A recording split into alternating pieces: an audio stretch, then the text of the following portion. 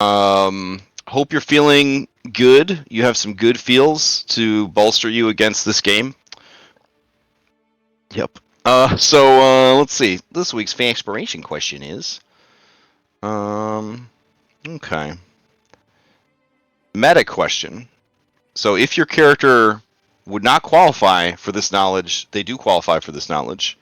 Who is your favorite Disney character and why? And in before you ask, are Star Wars and Marvel characters Disney characters? The answer is no for this question.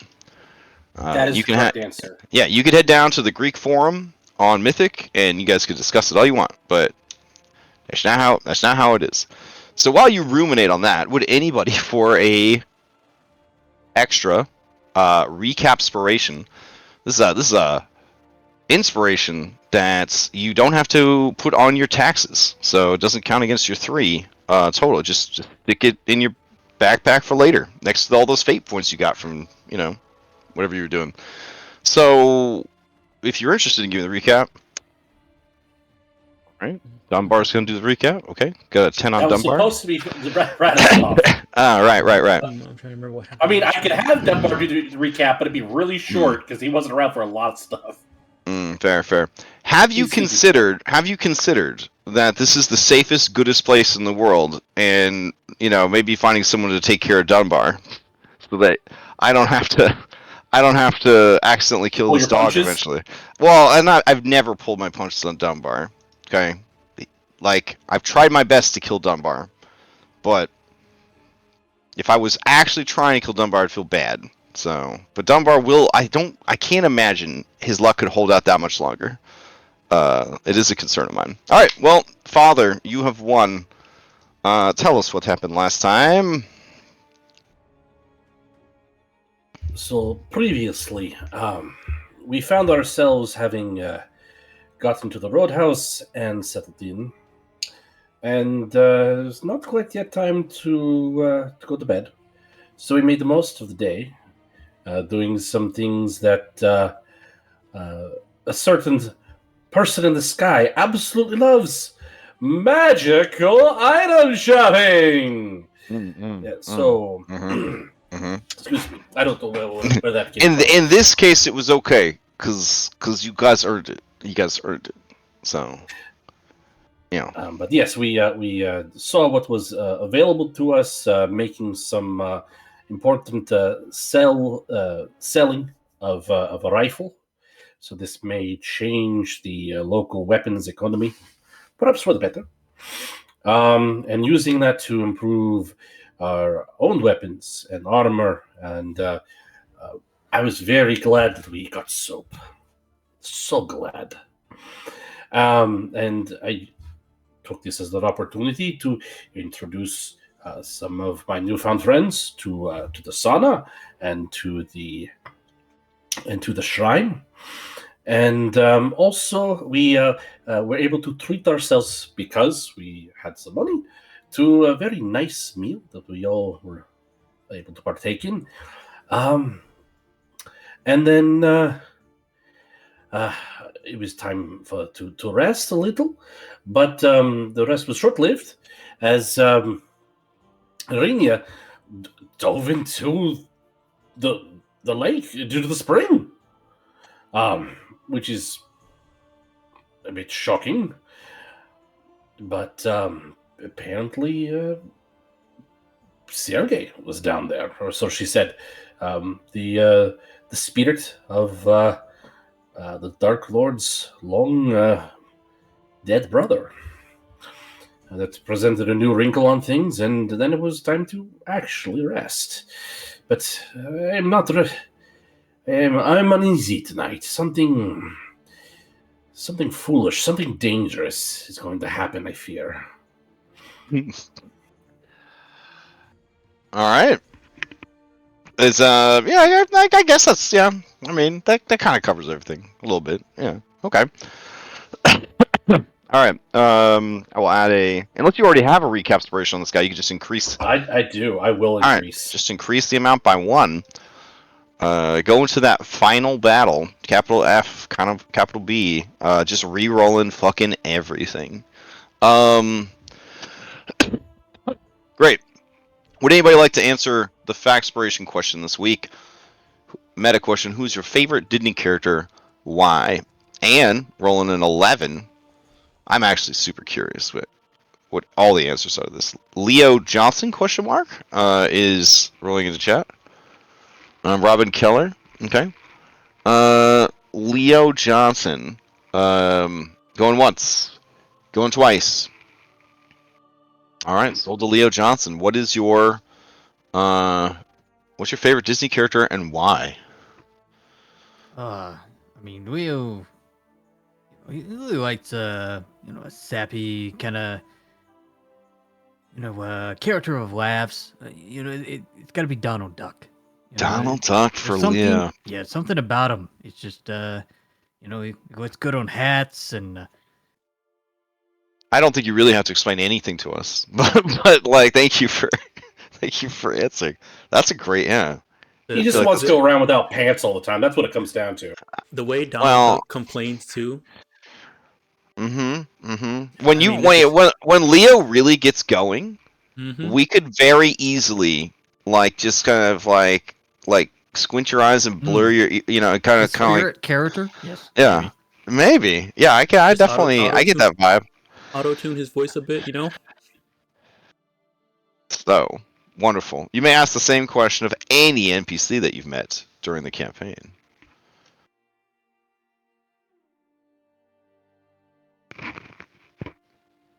Trying to think who actually know anything about Disney. Remember, it's a meta question, so they're magically given the knowledge. Like the Lotus Switch, just gives them the knowledge, or whatever entity gives them the knowledge that they need to answer the question. Yeah. We'll do Isaac then. Isaac, oh man, okay. The Hunchback of Notre Dame, or I'm kidding. I mean, listen, that movie made me cry. That was a really sad movie. So, I also liked how evil they made the Catholic Church.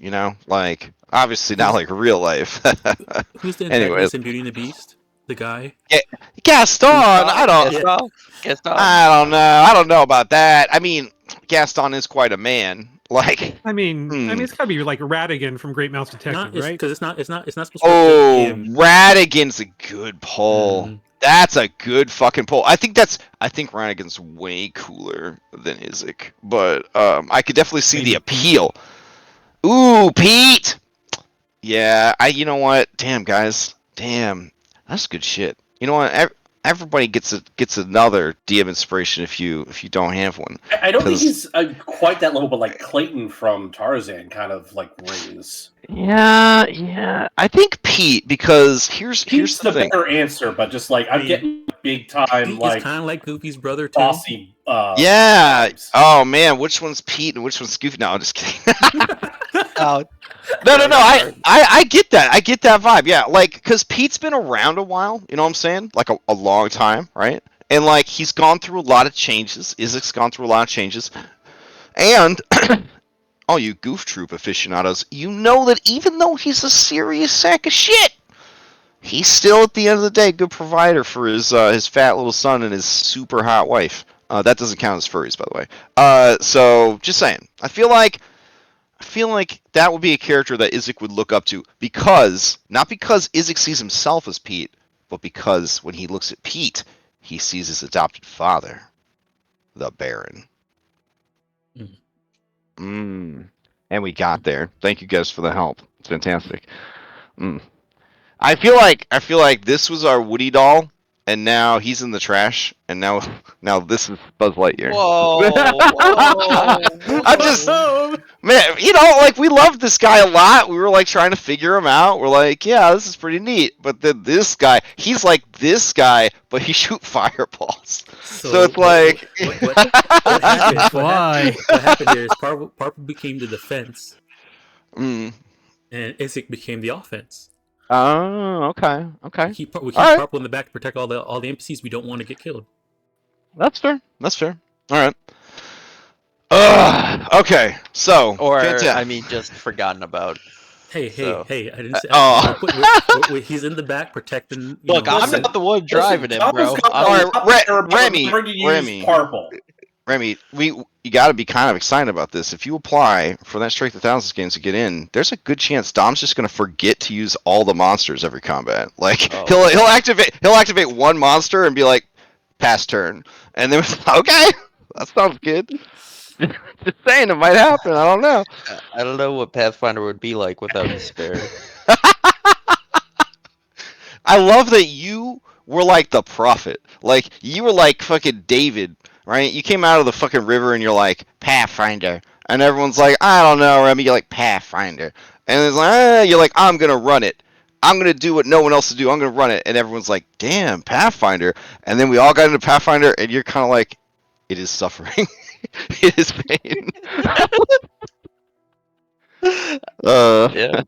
Yeah. Pathfinder is suffering. Pathfinder is pain. And it is Listen, I'm beautiful. proud of you for trying something new, even if it wasn't the best fit. You know what I'm saying? It ain't the best fit for me. I'm still playing it. I enjoy it, but it ain't my game. You know what I'm saying? Like I enjoy it. It ain't all that it looked like on the cover. Aw, Yeah.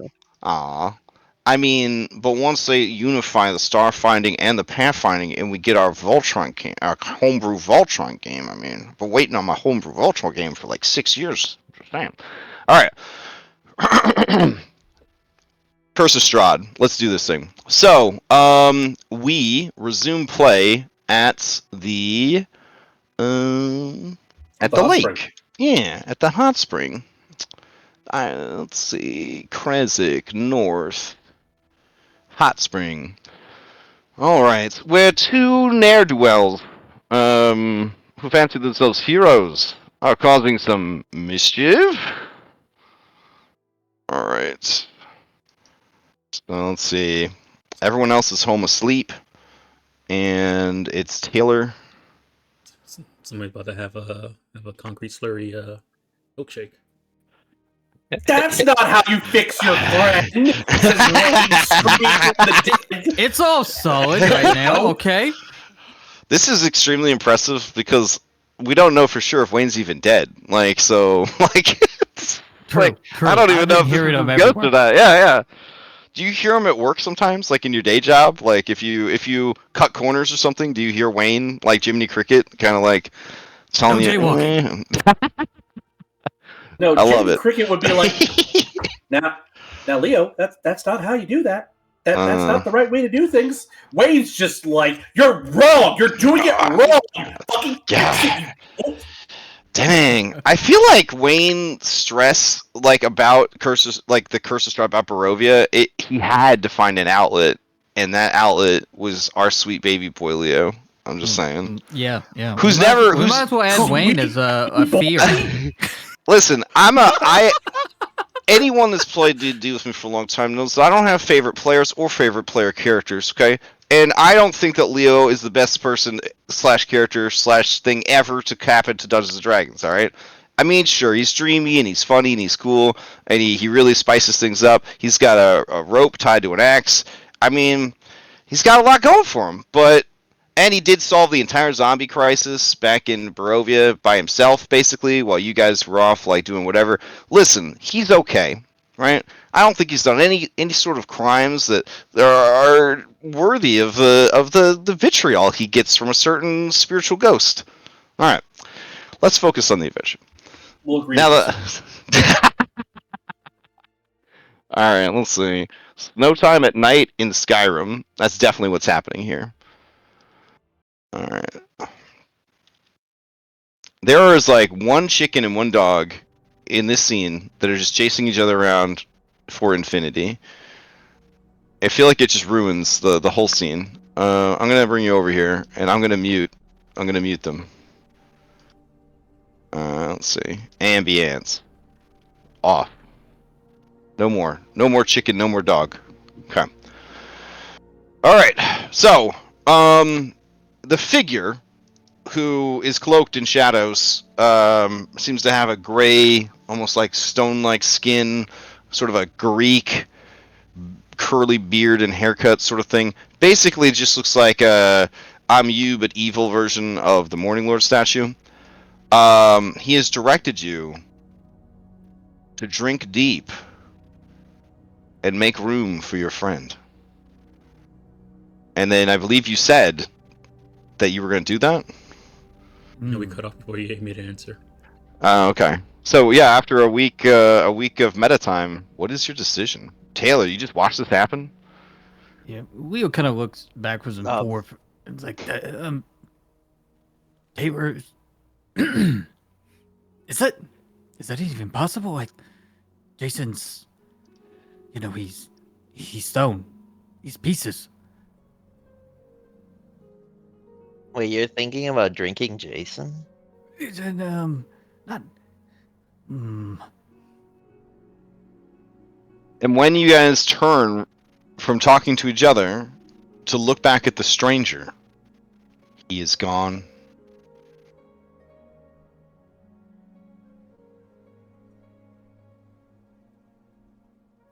Did we just imagine it? There was someone there, right? Behind the statue guy? Yeah, it looked like the statue. But not the statue. There are two of them. Leo walks over to the statue. Is he holding anything? Other than what looks like a shield? Oh no, he's just it's just the statue. There is no person there, as far as you could tell.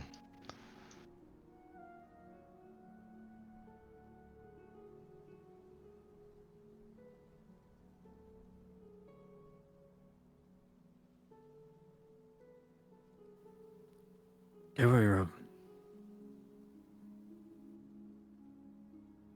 No, he was definitely there. He was definitely there. But do you know him? Who is this guy? Taylor looks at her.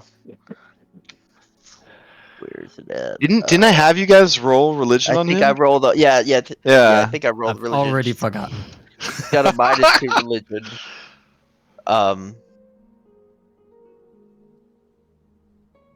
I don't know. I mean, it sounds kind of crazy, but we've seen some crazy things. Didn't something crazy happen earlier? There was a commotion. Something about Arena. Oh. Yeah, she said there's like a ghost in the water. And she was acting different. All right. Would this work?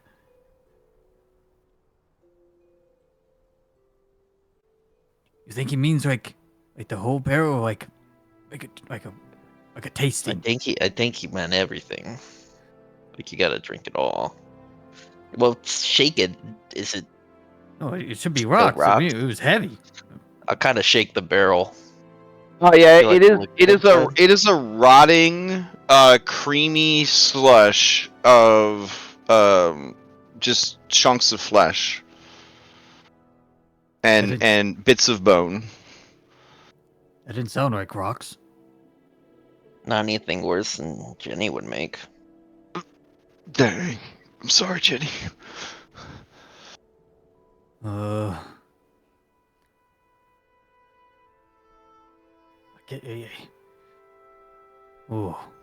I guess I need a cup? Wait, maybe a barrel or a bucket. Wait, hold on. Looking around. We see the bathing house. I bet they got a bucket, Taylor. You want me to get you a bucket? 2 buckets. Wait, I'm not drinking it. No. He was talking to you. In case it comes back up. Oh, okay. Taylor's gonna run into the bathhouse and try and find 2 buckets. It would be closed. You gonna break in? It's only like a small fence. Just jump the fence. It's almost 2 a.m, Taylor. You're doing crimes right now. Is there any buckets outside? She'll look outside for buckets. I mean, it's not crazy. It's a bathhouse. Yeah, sure.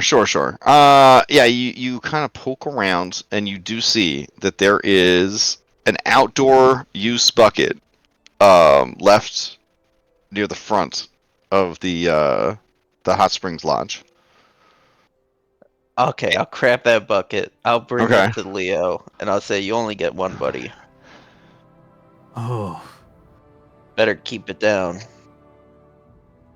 all right. Don't think about it, Leo. Don't think about it. All right. You open it.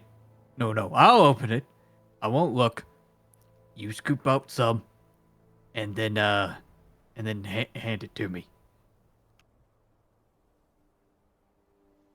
You know, when you first asked me to come, you just said help me roll a barrel. And now you want me to scoop you up, Jason? Now Think about it. Don't you think have about it. you have grown up with the green hag, and you have committed many murders, and you have seen many horrors. But I would say that the absolute grotesqueness of this act, I would need either a will save or a constitution save. Sorry, wisdom or constitution save, Taylor, to see if you can actually stomach this as you're assisting. If you decide to assist. Okay. Yeah.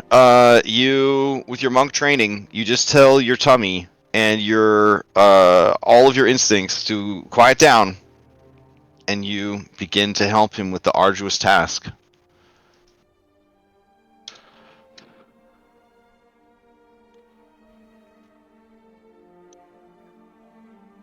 All right.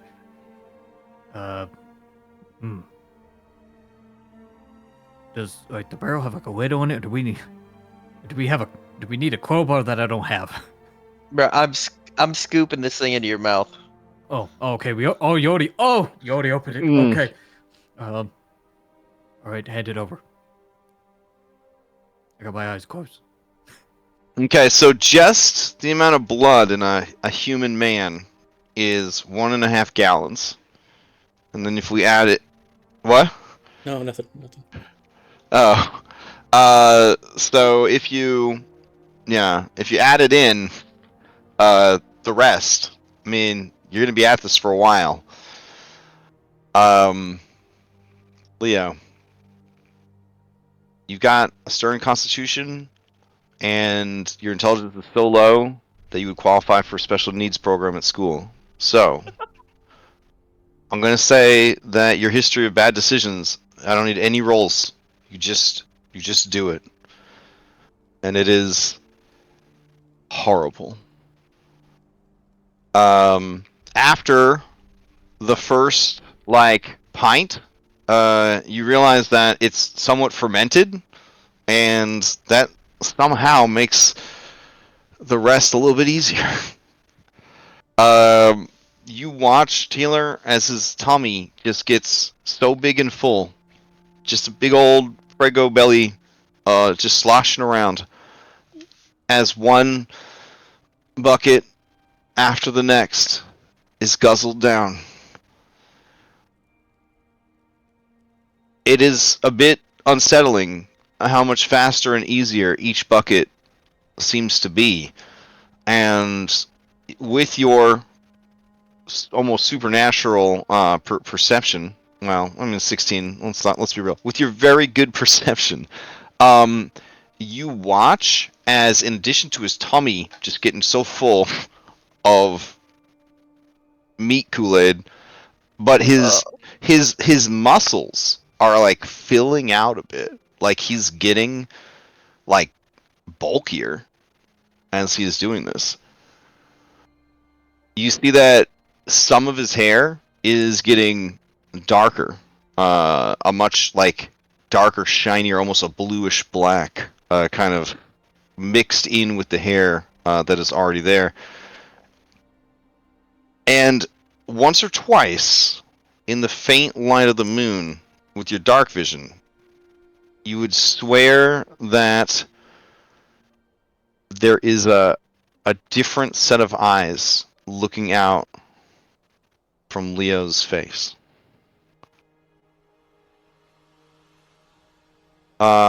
In the end, the process takes about an hour. Oh. It's slow work, and Leo feels a compulsion to scrape the barrel for every piece of hair, every fingernail, every little bit, until he's consumed all of it. At which point, Taylor, he falls over, unconscious. Shit. Trying to think. She's gonna go and try and pick him up and realize she can't carry him. She's gonna look around for help and realize it's 2, 3 o'clock in the morning. She's going to look at the barrel, the only transportation device she has. God. She's gonna start shoving Leo Jason into the barrel and rolling him through the town, through the sludgy snow, back to where we're staying. All right. So you arrive back at the lodge, rolling him in a barrel. Can you give me a stealth check with disadvantage? Sure.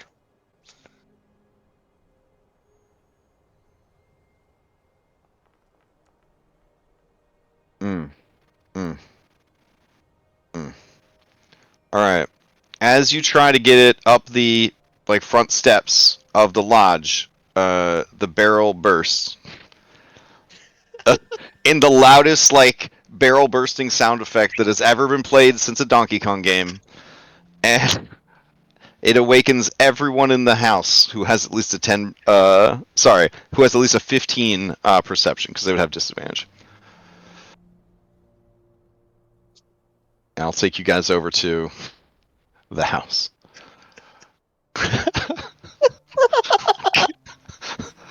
just drop the barrel and throw him back in it. Oof. Oof. I just want to say my dinner is ruined. I can't eat this now. Listen, I ate a big ass pub cheeseburger that I diced and sauteed and ate with steak sauce right before the game. I was struggling. I was struggling to tell you guys about what was happening in the game. Oof, I'm still struggling a little bit. Yeah, because what you described, you pretty much ate. Yeah. All right. Does anybody want to follow up on this with a 15 or higher? I guess Robin, you would awake to a clunk sound of a barrel collapsing right outside the house. Father, same deal. And I guess I overestimated how many people had good perception that were still around. Okay. Yeah, Dunbar's dead asleep. Yeah. Is there a window that looks out in that direction? Ooh, Dunbar wouldn't have disadvantage though, because he has advantage on perception. So Dunbar would also be awake. So. Well, his base is 11, I think. Yeah, so it was a that's decent. 11. Yeah, so it was a 10, and then it was raised to a 15 because you're asleep. But he would balance that out with his doggo senses. So yeah, Okay. Those are the three that wake up. So Dunbar, Robin, and Father Radoslav. Okay, so I guess the father would wake up and kind of be disoriented. Dunbar would wake up and be worried. Would he smell the barrel? Would he smell Leo at this point? Oh yeah, your peeps are back. Yeah, Okay. you get a general sense. I mean, like the ichor, what's remaining. Oh, I don't know. I mean, if he engages in the encounter, I mean, maybe. Okay, so Dunbar will he ain't Peter Barker. You know what I'm saying? I can't. Anyways, that was a really bad. Okay, so keep going. Yeah. So he will pad over to the door and give a sniff at the noise, and the father will hang back because dog. I guess if Dunbar would smell them, he'll start whining and pawing at the door. Okay. Taylor, you hear Dunbar whining and pawing at the door. Dunbar, you sense the undead horse walking up behind you. Robin, do you engage or do you go back to sleep? No, Robin, is there a window that looks out in that direction at all? Is Leo still passed out? Yep. Oh yeah, Leo's definitely still passed out. Okay. He's got a metamorphosis. Okay. Well, Taylor's gonna open the door and she's gonna start dragging him into the house. She's not stupid enough to know that she isn't being stealthy anymore. She's just loudly dragging him in, and it's quite painful to watch. All right. Dunbar, whatever was in the barrel, which smelled disgustingly delicious, but also like your friend who went away, someone ate it all. It's all gone. They either dumped it out or somebody ate it. And based on how Leo smells, he got Jason smell all over him, and he got delicious meat slurry all over him. He didn't share Annie with him, and Leo always shares food with you, even food that Wayne wouldn't let you normally have. Well, like that time he shared a whole box of chocolates with you when you guys were out on a walk. You shouldn't have said that, Crash. Oh my god. I'm sorry. Anyway, yes, we can hear you now. Oh, okay. fantastic. All right. Dom had the same issue. Huh. Maybe it's going to go from player to player. Dunbar's going to start. He's going to do the thing where Dom lick your face after he. Yeah, sure. He's going to hope that Leo's going to barf some up for him. Okay. He wants in on this. So Taylor's having a pretty bad fucking time. Yeah. Dragging Leo in, and now she's got a beagle jumping all over him. Yep. So she's going to shoo Dunbar away. Okay. He's going to try and avoid the shoe, and he's like, "No, there's food involved. I just woke up. Right. Food's the best." Taylor, you could feel the unicorn standing right behind you. She'll look at the unicorn and say, "Can you help me or something?" Like, he's heavy. Oh, the unicorn looks down at Leo, grabs him by the shirt collar, and drags him in. And just, puts him on this rug. It ain't quiet. At this point, everyone would have woken up. Yeah. Yeah, Robin's like right inside, watching all of this unfold, and will help the unicorn get Leo in, I guess. Okay. Well, actually, one person does not wake up. Irenia does not wake up. Thank God. Well, she's had a traumatic day. It's going around. I don't think Anne will wake up either. She only has 13, so.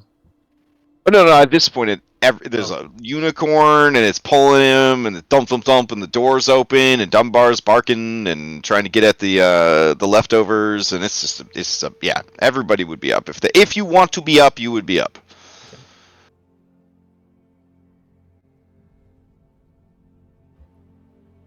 What were you two out there doing? I mean, we were just out and about. With a barrel? Is Leo messy, or was he very clean about the process? So again, I'm not trying to hurt anybody's feelings, but between the two of them, they aren't as smart as Victor. So I'm going to say that given the situation, he is filthy with gore. I think Robin is going to she's looking for where the wound is, just trying to figure out what. Oh no, he's fine. What. He just needs to sleep, I think. Dude, what kind of shit did he get up to out there? Is that gore around his mouth and face? Yes. I mean, Okay. Taylor, you didn't say anything about cleaning them up, right? You just put him in the barrel and rolled him Well, back. she was trying to she's trying to feed him in a clean manner. She wasn't just like drink this and threw it all over him, Right, yeah, I got you. So I mean, I'm sure there may be a little bit that came out, but she wasn't just lifting the barrel all the way up.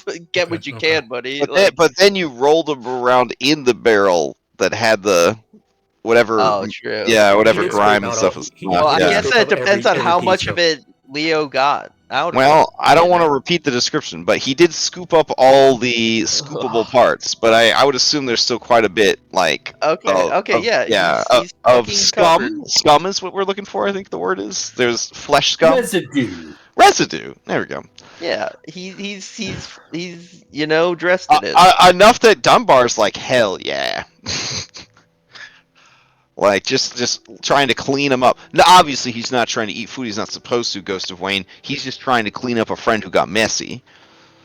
You understand. He's not being bad. He's being good. He's a good boy right now. Oh, no, I don't blame Dunbar for this one bit. I blame Leo. The ghosts of Wayne haunting us. He's All right. still here. So, he is out cold. You can perform a trained medicine on him if you want to try to figure out what's going on.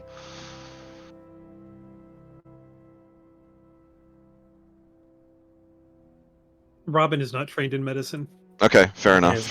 Neither is the father, but and I feel like he'd be able to insight what all right. what Taylor's saying and realize she's not being 100% truthful. I'm sure. Give me an insight check. Anne's gonna walk over and get ready to pick up Leo and throw him onto a bed. But before I do that, just looking at him, how does this what's my strength-o-meter feeling right now? He's definitely stronger than when he left. Before you went to bed, he was not as strong as he is now. Father, they definitely got up to some shady shit for sure. You don't know what, but it couldn't have been on the up and up. All right, Anne, your untrained medical opinion. No, that's trained. I'm trained. Oh, it's trained. Okay, your medical opinion is that he is in some sort of food coma, but also that something is going on with the metabolism in his body because he has a fever, and he is sort of got the shakes a little bit. Is you lift the eyelid, you just see rapid eye dilation, just rapid eye movement. This happened to me before a long time ago. It's food poisoning. She's just gonna pick him up and toss him onto a bed. Wait, are we all going to get sick? We all had the same meal this evening. No, you're not gonna get sick. What? How do you know that? Because you didn't have what he had. What did he eat, Taylor? Well, I mean, that's kind of his business, If his choice of after-dinner aperitif puts us in danger, I think I don't think you're not in danger. I mean, do you feel like you're in danger? I feel that I'm not being told the truth. I just told you it's not for me to tell you. He made the choice. You're not in danger. There's nothing to worry about. Okay, so with your following up on that insight check, Taylor believes what they're telling you. They believe that whatever happened, it puts none of you at risk.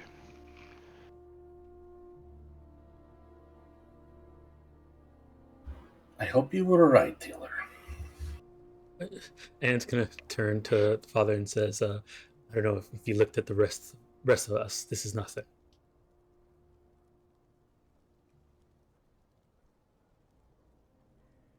I don't know what this is, he says, sort of gesturing at Leo.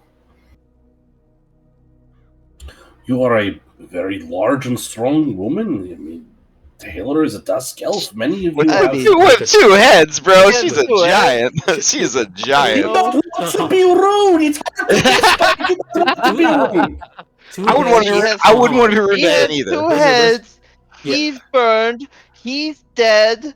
I'm like a unicorn. Oh, there's a lot you don't see on the token. Just works at that. It's 2 heads, an invisible arm, and a prosthetic leg. Yeah.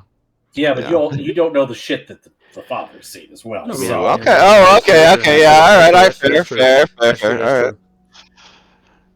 true. All right. Victor looks at him as he's been helped into a bed, right? Yeah, just let him sleep it off. Okay. He looks over at Taylor. He goes and he looks at the barrel. And he motions for Taylor to come outside. Do you go outside with him, or you just... Yeah, Taylor will go out with Victor. Alright, Victor says, did Leo eat Jason? I mean, I wouldn't call it eating, but something like that. Drinking. He was told to do it. He says, perhaps we can take a walk? Okay, sure. Okay. So you guys gonna walk a bit away, and then he asks, like, for more specifics. Who would tell him? Did you go up the hill? No, the abbot? no. See, that's what I thought he wanted to do, but he actually he wanted to put the barrel of Jason in the water because the spring it heals everything. Oh. But then we got to the spring, and then out from behind the statue came a man that looked like the statue, but it was all ghosty, and he was like, "You love your friend. You can be one with him. Ultimate sacrifice," something like that. And then Leo was like, "Okay," and he drank it, and then he passed out. It was awful. All of it? All of it. Taylor. Oh well, the guy he did tap the barrel. I thought it was magic or something. Okay, but Taylor. He steeples his fingers, searching for words. He says, we know that Ian is dealing with gifts, right, from an unknown entity. Yes. Yeah. And we know that my brother, well, he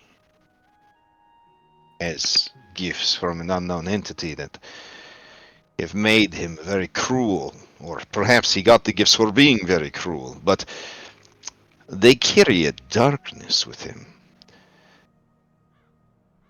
If a man of unknown origin comes out of the darkness and asks you to do something, do you think that perhaps it is not the right thing to do those things? I mean, I don't think I would do those things, but I mean, we're talking about Leo. You know, he's always like. Were you hoping that he would get poisoned and die? No, I was just helping a friend. Oh, somehow that is worse.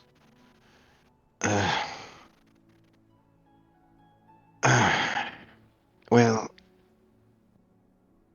I cannot possibly sleep after this. Can you tell me everything you saw and heard?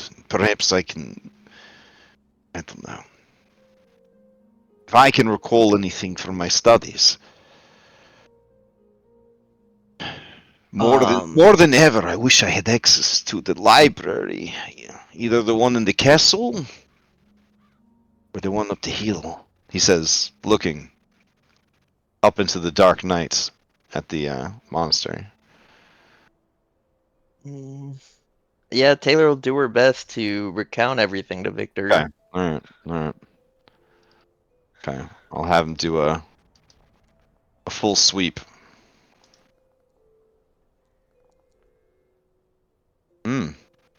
Okay. Okay. He says, and there's not a lot to go off of, but based on your description, it could have been a demon. An otherworldly entity. Much like the elementals we keep fighting. Oh, If they are brought here, they cannot return to their homes in the hells. They become even more cruel and malicious. And much as the abbot could not return to the heavens and went mad, something similar could have happened to this creature. well, now I feel really bad. I thought it was the Morning Lord, if I'm being honest. Oh.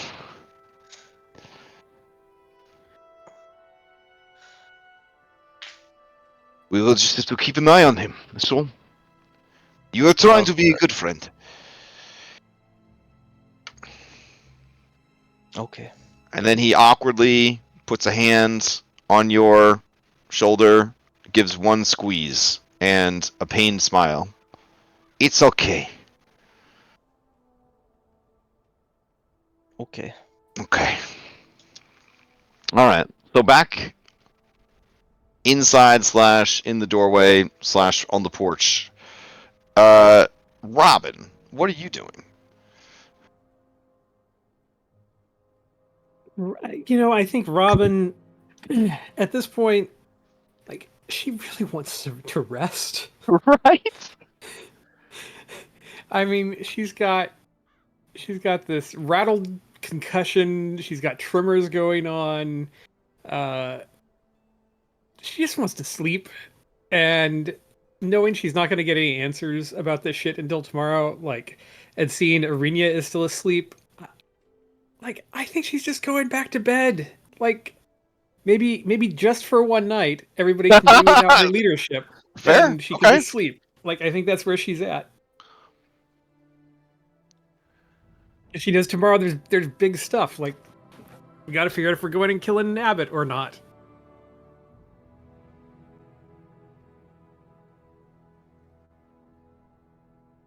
I mean, you would see that after Anne threw Leo in the bed, she went to go back to her corner where she was sleeping. Fair enough. Like, you guys, it's just been so much, it's like, we'll deal. Alright. So, I think Taylor, Leo woke Taylor up, like, pretty late in the trance, so, like, she doesn't, like, really need to sleep or trance anymore, so she's probably gonna wait for everyone to fall asleep, and then she's gonna start cleaning up Leo. Okay. Victor discovers Dunbar going ham on the remnants of the barrel. He picks up Dunbar and brings him inside. Dunbar will fight him 100%. Really? Oh my god. Alright. Well, I mean, he was having a nice, lick, and then Victor, who, I mean, he doesn't not like him, but, like, he just got picked up. Okay. Alright, he will attempt... struggle. Yeah, sure. He will attempt a -1 athletics check. A 2. So... what is the saddest, most tired attempt of a man picking up a beagle ever? He says, okay. And then he starts setting fire to the barrel.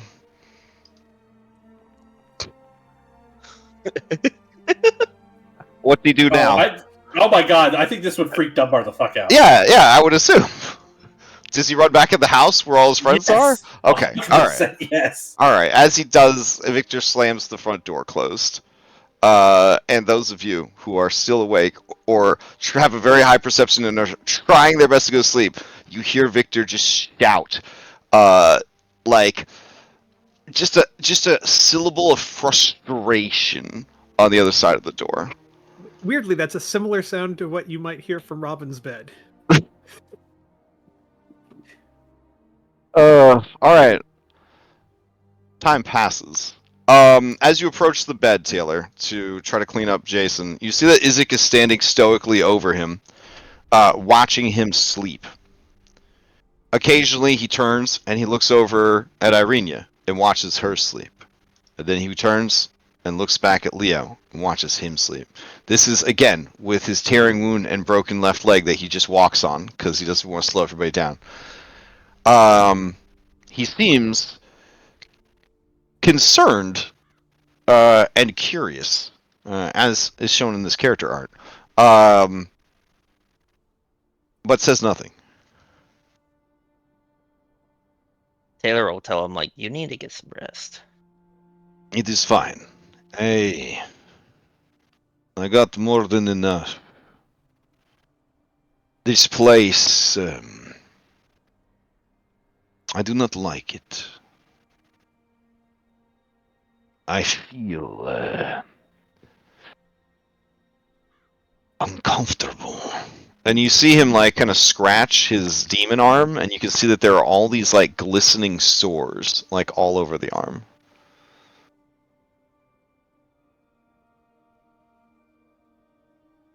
Is there anything I can do to help? You are the daughter of that witch. I don't suppose you have salves for itchy skin.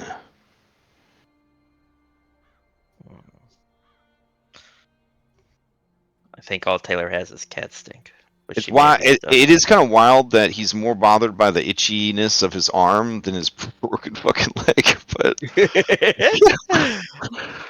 I mean, the itch would have been, it's just pervasive. The broken Yeah, leg, yeah. it's like, still if he puts weight on it. yeah, fair.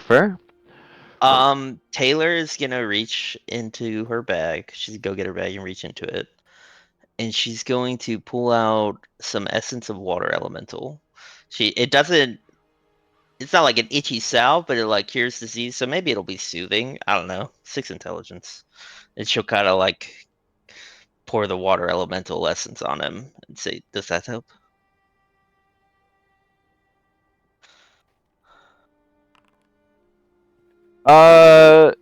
Okay, yeah. It does seem to alleviate the boils and the pustules as you apply it. It does use up the use, and he closes his eyes and lets out one small sigh of satisfaction, and he says, "They were not lying when they said there's something in the water here. It is."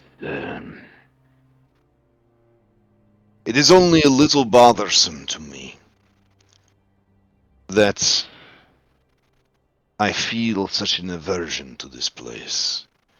I do not regret the gifts I have been given, that I have earned. I do not regret the strength that I have,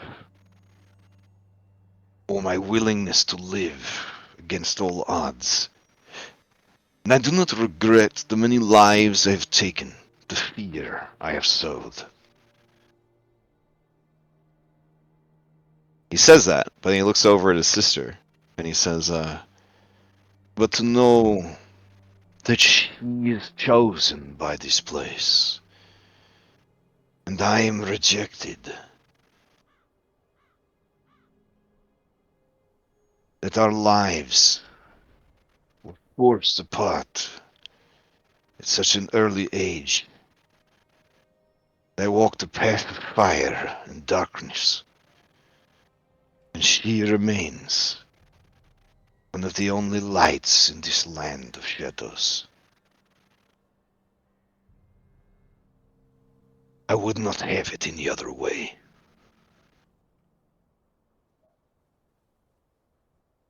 Taylor's gonna use the move she just learned from Victor. She reaches out and grabs his shoulder, gives it a squeeze. Autistic kids teaching other autistic kids how to be normal. I love it. All right. She's gonna like think thoughtfully on his words, and she's gonna look over at Jason after what Victor just told her, and she's gonna be like, "Well, you may not walk that path alone now. He's gonna need your help."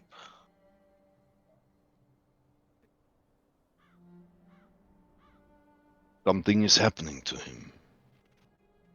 He is changing. Like I was changed. Like she was changed.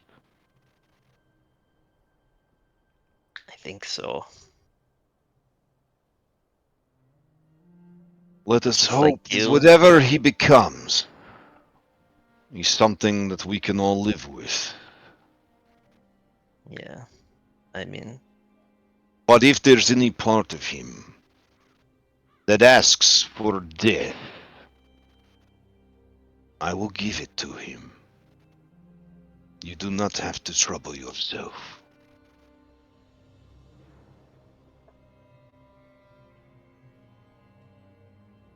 if that's what he wants, then yeah.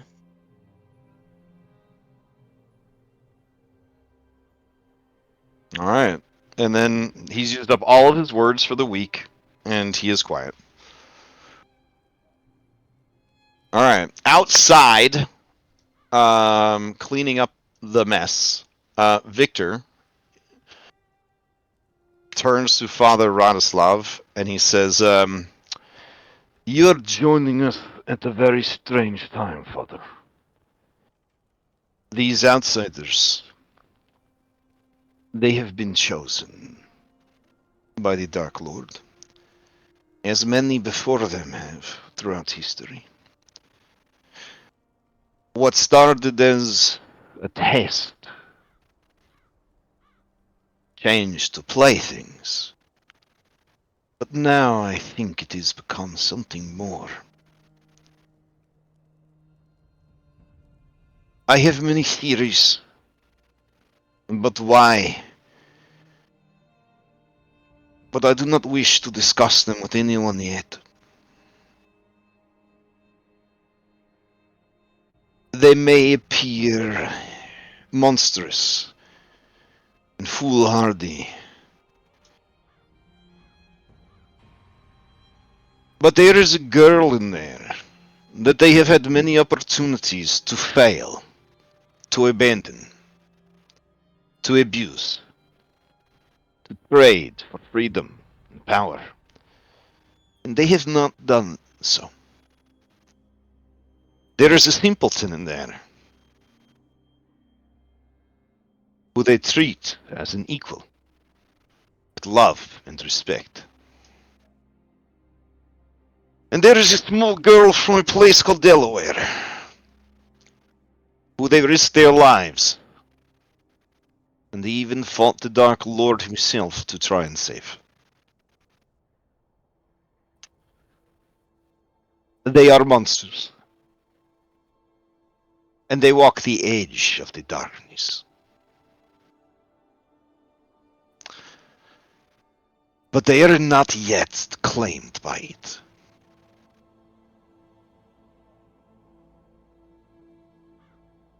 I am, by all accounts, a brilliant man. But I lack wisdom to guide and to make decisions that might keep my friends safe.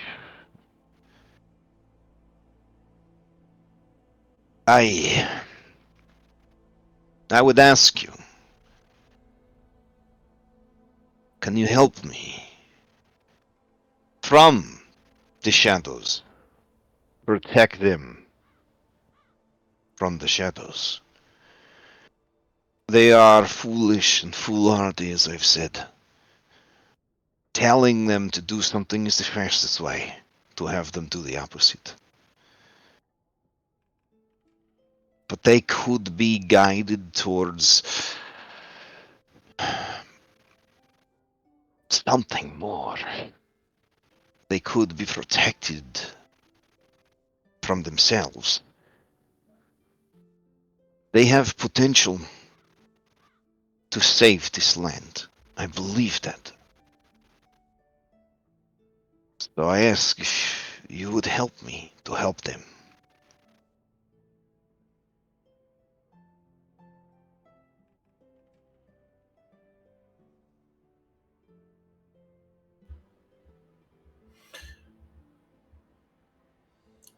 I will help you. You did not need to expand, as you did, but the context helps some.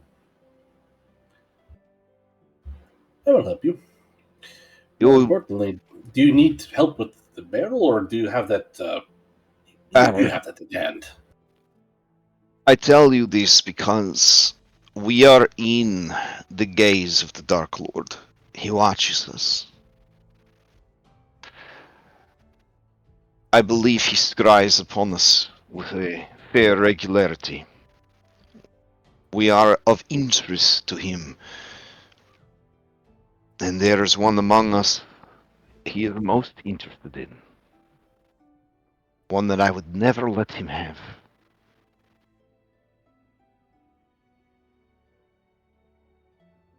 Even if death was the only way to save her from him.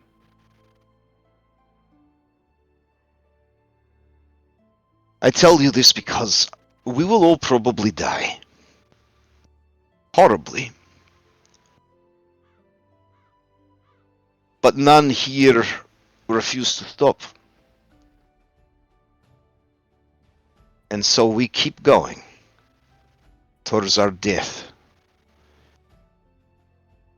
And I just hope that we can make some kind of difference. Huh?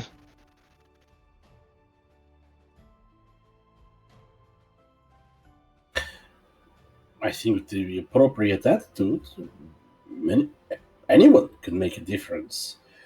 Although I must say I'm a little concerned that on the one hand you are worried about your inevitable demise, and on the other you wish to control your compatriots, or temper, I should say. I think you need to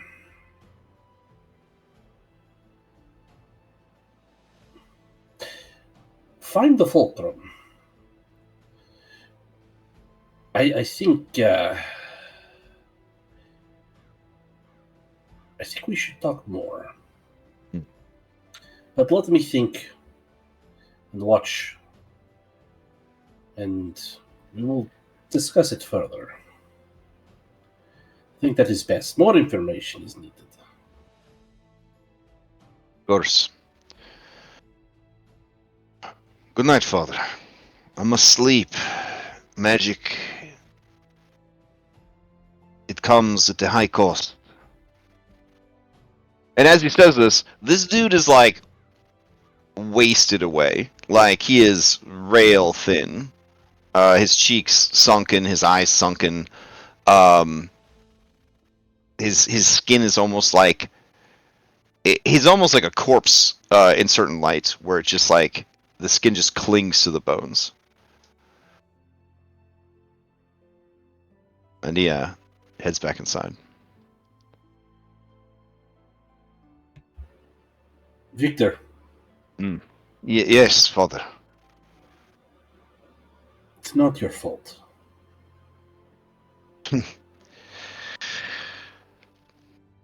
Some things aren't. Sure. You need to forgive yourself, first and foremost. It's not your fault. He looks at you in the dark, in the thin moon that is starting to disappear as quote unquote morning approaches, and he says, "As you say."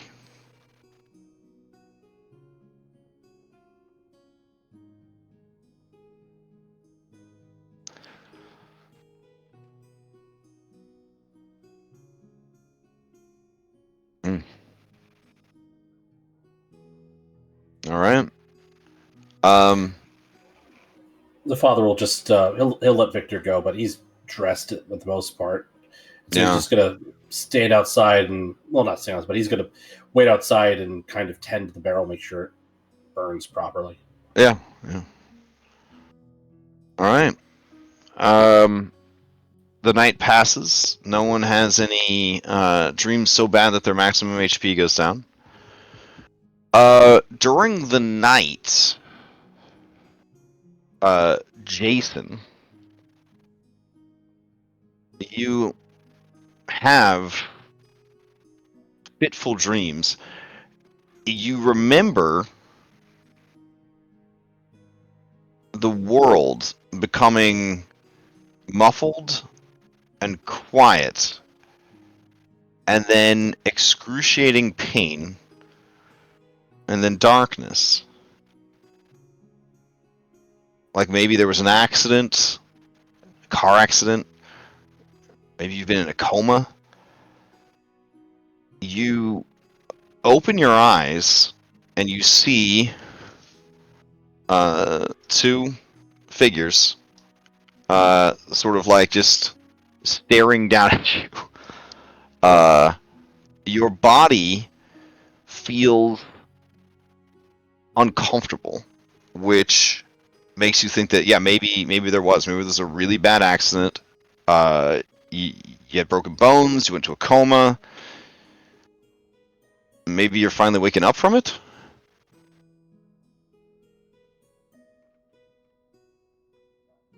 Taylor and Isaac, you guys notice his eyes open. Taylor will be like, Leo, you okay?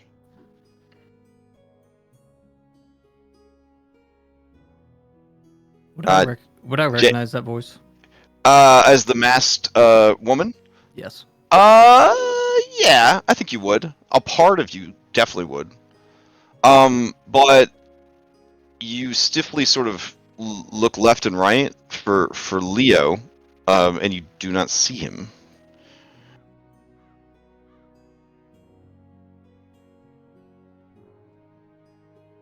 I guess setting up on elbows.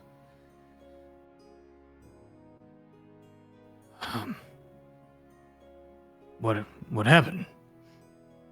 We at the tavern?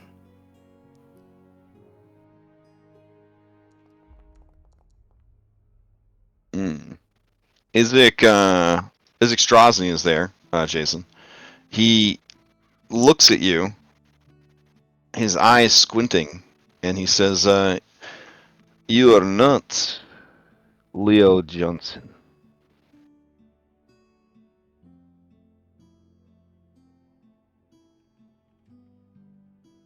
What do you mean? Of course it's Leo. No, I'm not. And you. We are not close. Jason, when you say, "No, I'm not," that feels wrong, but you don't know why.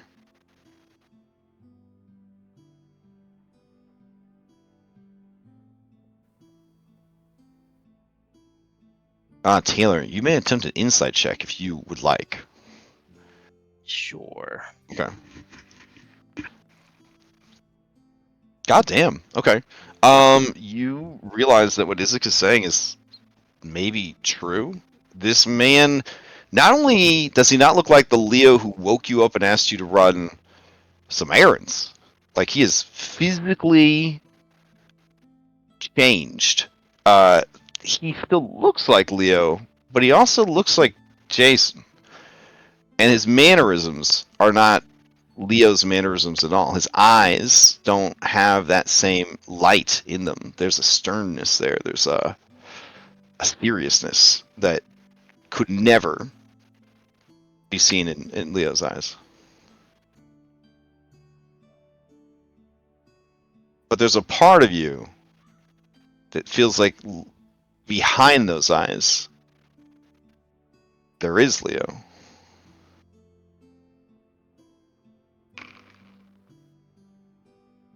Glancing around the room. Where's... What? We need to talk. Not here. Not in the safety of a room?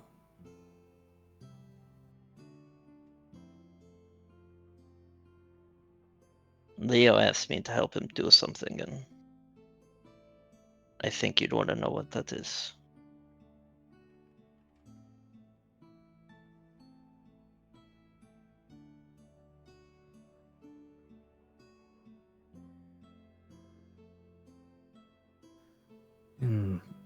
pushing all the way up to a sitting position and kind of like kicking feet over the edge, looking about. Does notice Minadora nearby in a nearby cot, and takes a hesitant step over and pats the girl's head. Good. She's safe.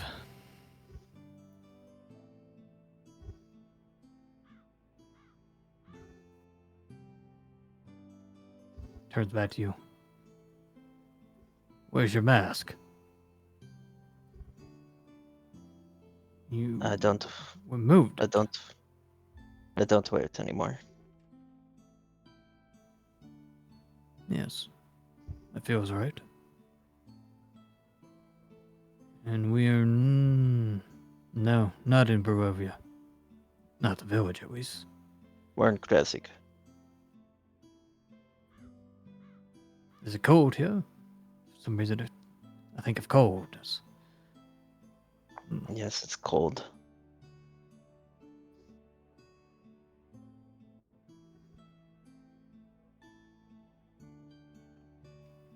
Where? Where in the world did bloody horse come from? Yeah, I mean, at this point, I think anybody would be waking up if they so choose. Like, we have made it to morning time. Well, that's a unicorn. It follows Robin around.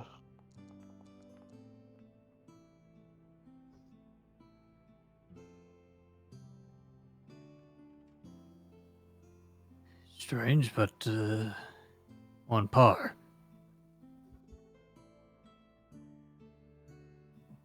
Eyes kind of glaze over to Anne and kind of stiffens, almost like he's worried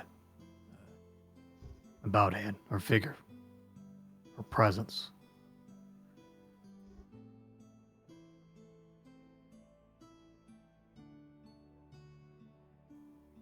All right, do you want to chat? Let's do it over breakfast, I guess. Anywhere we can get that. I mean, not really.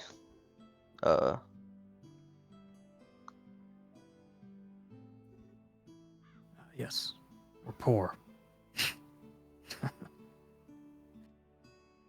We're not that poor. Then let's have breakfast. Is there any like restaurants in town that we walked by? Yeah, I didn't think so, right? No. I mean, there's no like. Again, people will sell you food Yeah. if you are unhappy with the free communal stew that anyone can have some of. Things are just different in this town.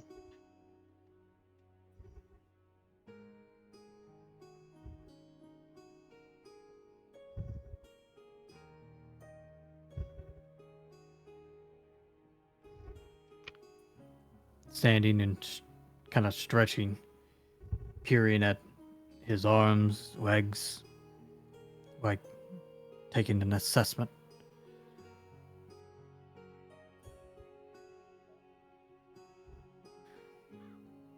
Well, I guess we'll have to find something then. No breakfast, huh?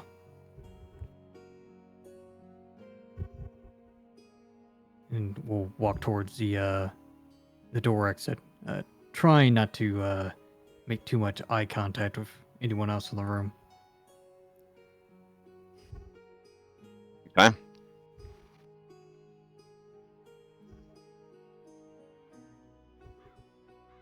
All right, so you guys would see Leo with shades of Jason get out of bed and start heading towards the door.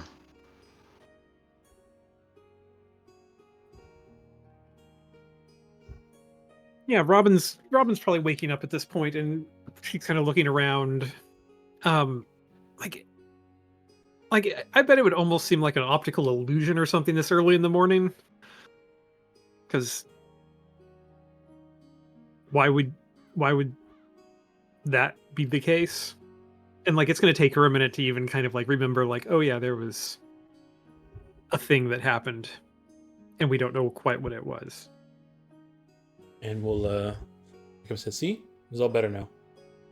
Let's leave it off. Taylor will walk out with him.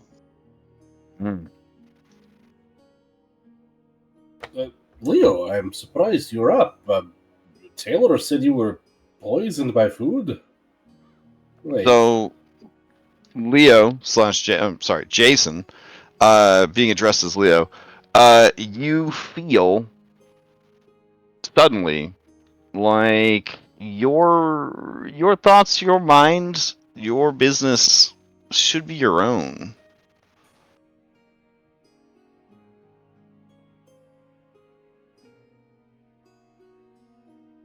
That committing to answers,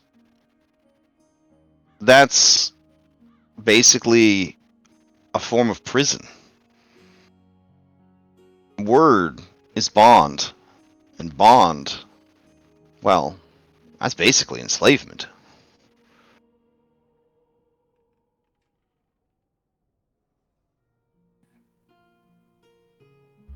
Don't worry about it, Father. You look different this morning. Father, you may attempt an insight check. I woke up on the right side of the bed. Oh, damn. All right, well, hold on. What the fuck? Okay.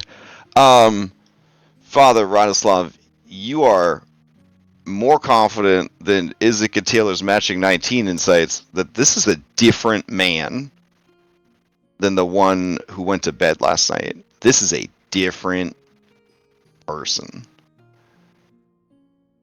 The mannerisms, the look in the eye, the aura around this guy, it's a different person or entity. But you do not sense, with your incredible insight check, any hostility or malice.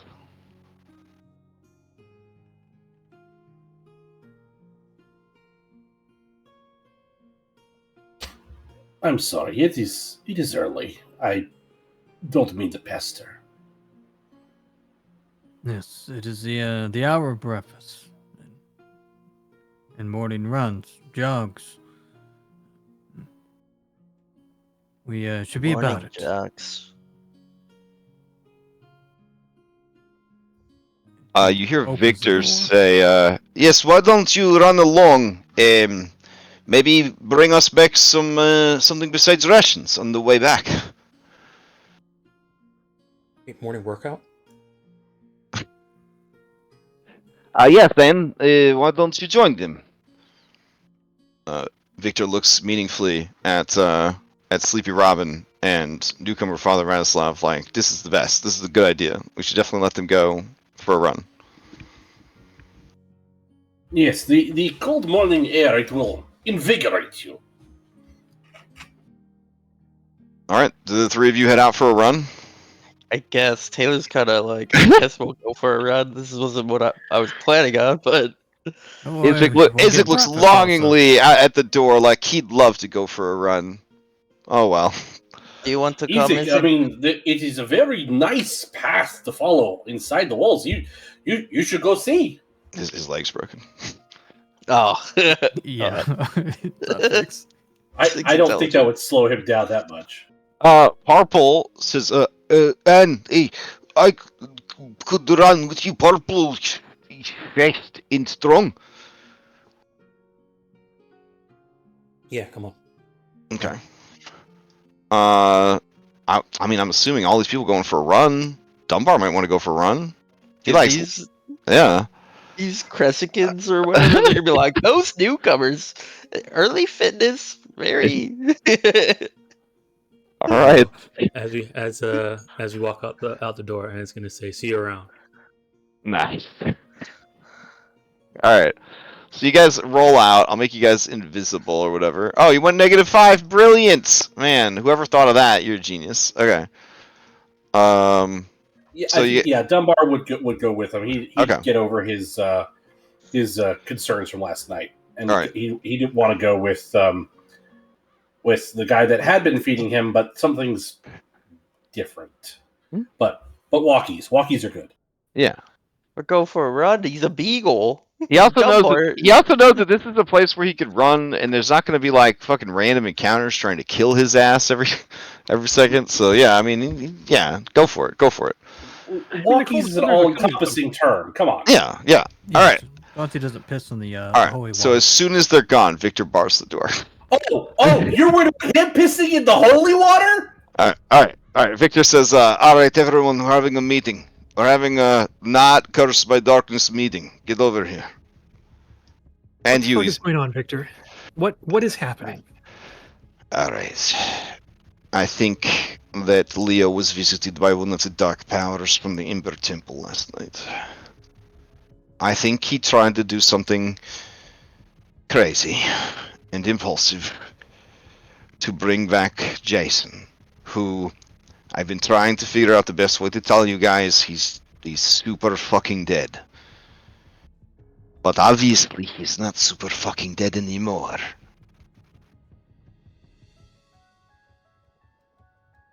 So that's Jason now? That's like, or it's Leo and Jason, or is it some weird entity that's taken up? All right, so this is the story as best I could have interpreted it from what Taylor told me. Please do not judge. He says, looking at you, Father Radoslav. He says, for whatever reason, after seeing Irenia and hearing about, the ghost and all of that, he thought to himself, if it can heal anything, maybe it could heal Jason. So he enlisted the help of Taylor, and I'm pretty sure they were going to dump Jason into the sacred holy spring that protects this village. At this, the father just like bites his fist and is That's just. why I gave you "Oh this my speech God." last night. That's why I gave you this speech last night. You say, you don't need to give me all these words. I definitely did. Anyways. He's now coming to the realization of just how fucked things were. So, before they could do the deed, and probably get us all killed by the Krezites, a mysterious man who looked like a shadowy version of the Morning Lord stepped out of the shadow of the statue of the Morning Lord and told them if they miss Jason so much, they should drink the barrel. How much like the Morning Lord did this being look? Apparently, very much like the statue, but like gray. Can the father do a religion check or? Yeah. This would be a history or a religion or an arcana. Would get you different information. Okay. I'm gonna go with religion. Okay. Would that be religion int or whiz? Your choice. On these knowledge skills, it could be either or. Okay. If he's going religion, can Robin roll a history just to see if he? Yeah, sure. Every time here? Yeah. And I'm going to use a DM inspiration to roll with advantage. Damn. Guys has got some hot fucking dice tonight. Okay. Robin, you definitely have some ideas. Alright. Holy oh my god. Alright. So, you rolled straight, Robin. Oh. And you rolled with advantage. Alright, so. Oh my god! I didn't get advantage! It's 220 Okay. in a row now.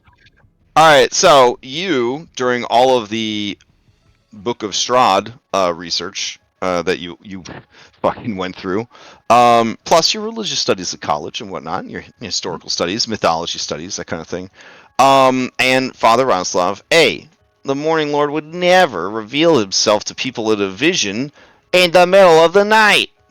Yep. Secondly, the Morning Lord's power is waned in this land. To manifest in such a way to a non-believer, no less, would be highly unlikely. Secondly, you guys fucking knocked the shit out of the park. So, together, along with Victor's checks, which were not nearly as good as your guys, but were all above 20, you guys determined that you're not sure which of the dark powers this is, but it has to be a manifestation of one of the dark powers from the Amber Temple. With your checks, if you gathered more evidence, I would be able to tell you more. But currently, cheating death is the specialty of almost all of them. So that's not a lot to go on. But yeah, like you guys with this check, if you start thinking about your other allies, and I believe you've kind of heard about Anne's patron before, right? Great Tarhak, the five-headed destroyer. Yeah, so you were able to you've heard about that, and now with your combined knowledge, you know that Great Tarhak believes in might makes right, and that the large should rule over the small and devour them. Long ago, he led armies of like-minded giants against Anim the Allfather, which is apparently an interdimensional, multiversal god of giants. So this guy went against capital G, capital O, capital D of giants. He lost the war, and Anim tore his body to pieces, casting it out into the ethereal sea to be lost and devoured and never reassembled. Great Tarhak's spirit lingered and searched for a new body, but none could live up to his standards. In time, his spirit was captured and bound by the monks and wizards of the Amber Temple, where it remains imprisoned to this day, though it is believed that Great Tarhak seeks a new vessel, and through that, a means of escape. There are an unknown quantity of such similar entities imprisoned in the Amber Temple. But this is very much the same signs.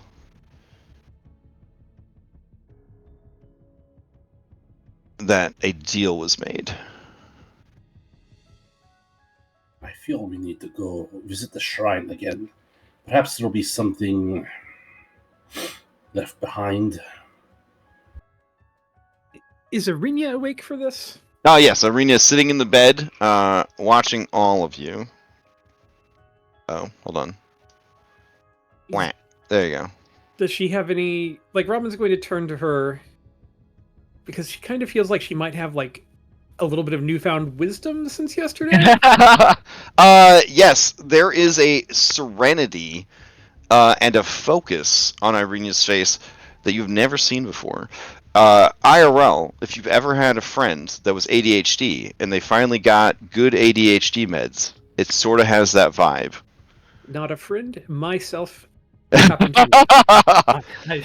know the feeling. Yeah, it looks like for the first time in her life, her mind is focused, and She she's took the listening. NZT. Yeah, she's in focus, and she is listening carefully to the words that you are saying. Thank you, Vivance. Yeah, that's what I'd take. That's the good shit right there. That is the good shit. Also, if you are within 10 feet of her, you can't be frightened as long as you are conscious. Oh, nice. Such as her composure and confidence and the sort of radiant light that you occasionally glimpse in her eyes. And then, Robin, you have access to her sheet. You might have noticed she has another ability on there that she did not have before, in addition to a repaired wisdom score. Oh. Yeah. Oh. Mm. That's fun. Okay. That is fun. Okay. Okay. And she says, is there any way that we can help them?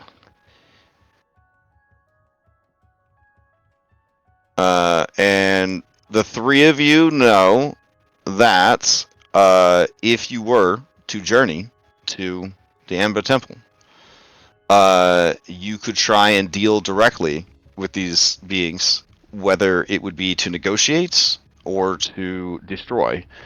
But that is likely the only means of saving them. That this is not a curse. This is a blessing. So remove curse can't help them.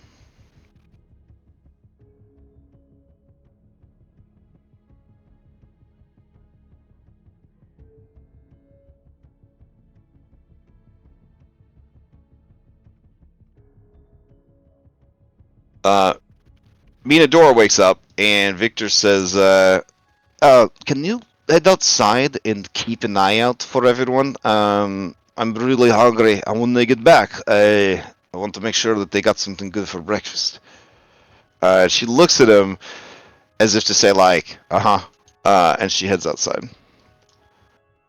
And he says, also, while we're here, we need to drop off this kid and this dog.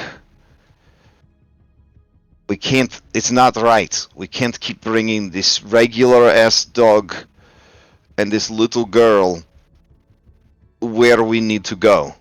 It's a distraction, and it's going to get someone killed. Yeah. And I haven't said anything because I felt like the dog was the only thing keeping Wayne sane. And the girl, I don't know. It's hard to talk to Leo. He starts saying random nonsense, and then he forget what I was talking about. No, it's. I mean, we even took. I mean, the bride. You know, we weighed that decision whether to send the dog and Minadora over to Castle Ravenloft for safekeeping. You're right. I mean, we're here trying to keep Minadora safe and the Beagle as well. I mean, to that extent, but I think we're just going to get into much more dangerous situations moving forward from here. Irene looks at you, Robin says, I mean, the Beagle has a name. His name is Dunbar, and he has stood with us this whole time. But yes, after what happened in the castle? Yeah. Robin will look at her. She's like, I was trying not to say the name because it's hard enough to part with a friend, even if it's... Anyhow, you said Minadora is waking up? Oh, she's outside now. She's sitting out on the front porch, groggily sitting on the front porch, waiting for something good for breakfast to be delivered by Team Morning Run. My only worry about leaving them here, and I just don't know where to do is, I mean, I think that the those vampires, the what's it, hands? You mentioned the cold shoulders. Cold before, shoulders. Those are the ones. I feel like they definitely left a threat against this town, and I mean, the Wagner woman has designs on Kresik, and I think there's trouble brewing for this place. But I mean, there's trouble brewing for everywhere. I don't know where would be safe. The tower wasn't safe once the cold shoulders came there, so... Isaac, he kind of pounds his hand on the table, a little too loud, possibly startling people, and he says, I have been thinking, the Wagner woman, why don't we just kill her? Victor is the blood-born son of the true Burgermeister. You could kill her and he could claim stewardship of Velikai.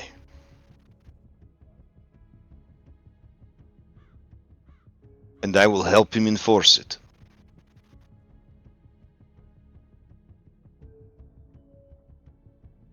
Victor looks uncomfortable with this.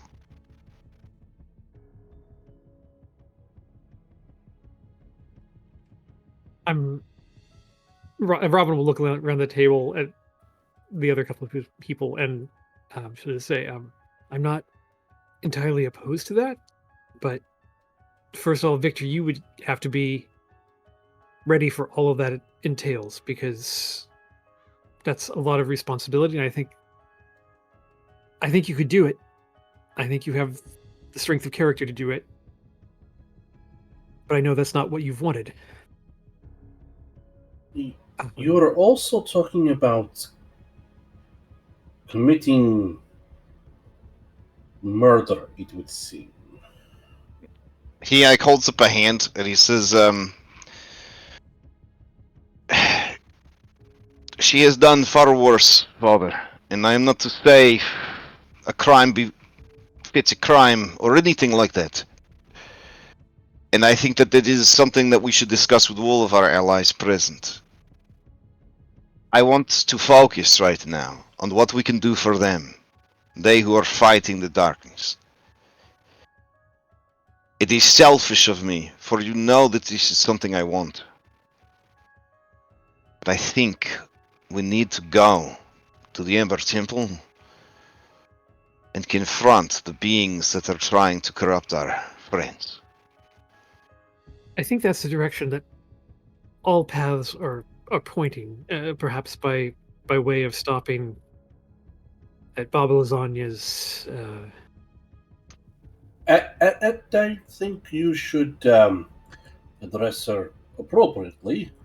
She's not present, but Baba Lysaga, if you say the name correctly now, you'll say incorrectly in her presence. And Well, I just didn't know if she's kind of like the Dark Lord. If you say her name, if she has the good ability point. to Good hear. point. That's a good point. Yep. All right, out on the jog. You do smell delicious smells while you guys are out and about. Do you swing by and try to barter for some breakfast treats? Do you just Lombard just straight up begs. okay? Do you guys fill a bucket with local commoners, like villager stew, or like Is Jason hungry this morning after his night? Jason's very hungry. Jason, you feel like your metabolism is on fire. Taylor will go to the places that smell the best and ask Hmm. them if they have extras they're willing to sell. Yes, they definitely have extras they are willing to sell, because deep down, all humans secretly crave capitalism. So yeah, they definitely have that they're willing to sell. We got tons of Yeah. electrum, so yeah, we know. Okay. Yeah, we barter for some food. And we got Okay. and to carry everything. All right. So And we'll say flavorfully, you manage for like the low price of 6 electrum to get all manner of delicious things to bring back and share with everyone on your run. This is such a huge party, and one of them eats a lot of food. How do you manage? Yeah, I mean, Also, during the run, Taylor, you feel that Leo ? Jason ? He kind of speedy now. Like, not as fast as you, but much faster than he was yesterday. Taylor will kind of test him and tease him and try to get him to full on racer. Yeah, I mean, there's no way he could beat you in a race, but he definitely is way faster than Parple.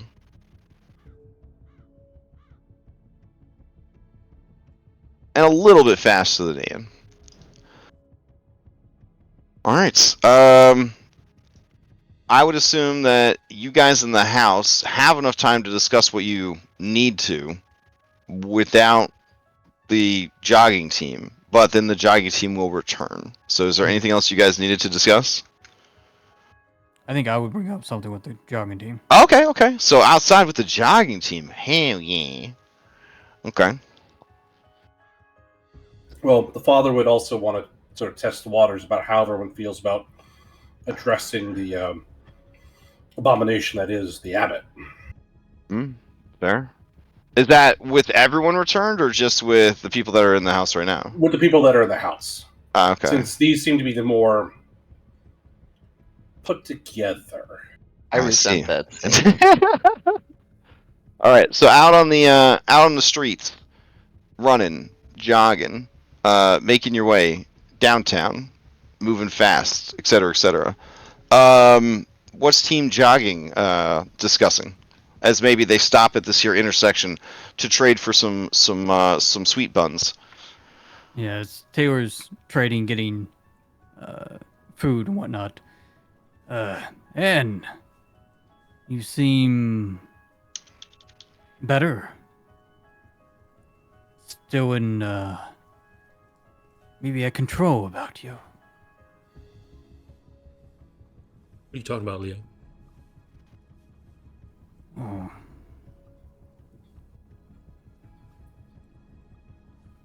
You looks around. Oh, Leo's not here. Where's he been? And from what well, you were still getting used to a companion. But you seem well adjusted. And it's gonna like you're gonna see obvious confusion on her on both her faces, and then she's gonna say, "What do you mean? You're right here?" And she'll take out her dead smartphone and just point it at him. You can see the reflection. Leo.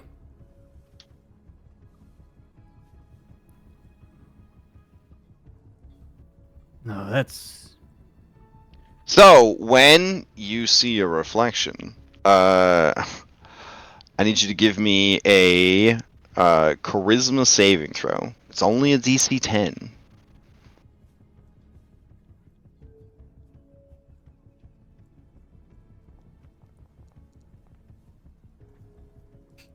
Okay, so so Jason, I meant to say Leo, you are like in the middle of the street. The last thing you remember is getting really drunk and eating a lot of stew, like a microwave pot pie, you know what I'm saying? Like, and now it's morning and you're sweaty and you're jittery. I don't know, Leo, if you've ever done the hard drugs, but you feel keyed up. You feel like super energized, super hungry, but like you can't sit still.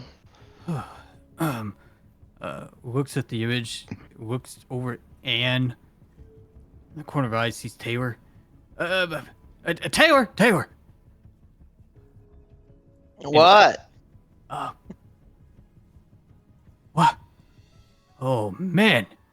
Did we have a trip?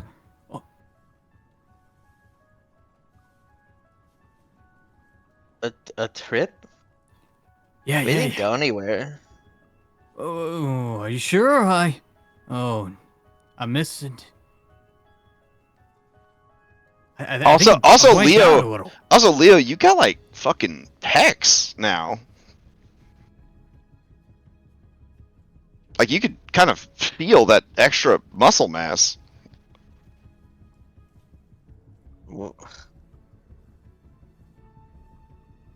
You got the food? I don't know what you mean by trip. Whoa. Yeah, I got the food. Thank you, lady. You're very nice. Oh, yeah, that was real good. What? No, She says, I think what happened to you elves is terrible. It's terrible. Thank you for that. You're so hard up for ladies that you have to dress like one. God bless you. Taylor's like looking back at Leo and like looking at this lady. Like, do I take the time to explain to her? Yeah, it's really bad for us right now. Thank you. She just grabs some food. He goes back. Can Yeah, you goes carry back. this purple? And And puts her hand out to grab it. Dunbar's just crike, crike, crike, yarp, yarp, yarp, yarp, yarp, yarp. Like he need them sweet rolls. He need them sausage platter. why did we Come bring on, him? Dunbar. Here. Oh, Give me one of those meat pies. We'll give that to Dunbar. upon hearing Leo, like Dunbar gets real excited, and starts running around. Oh, of course, Dunbar. You're gonna get half. Now, here, come on. Hand that over, Taylor.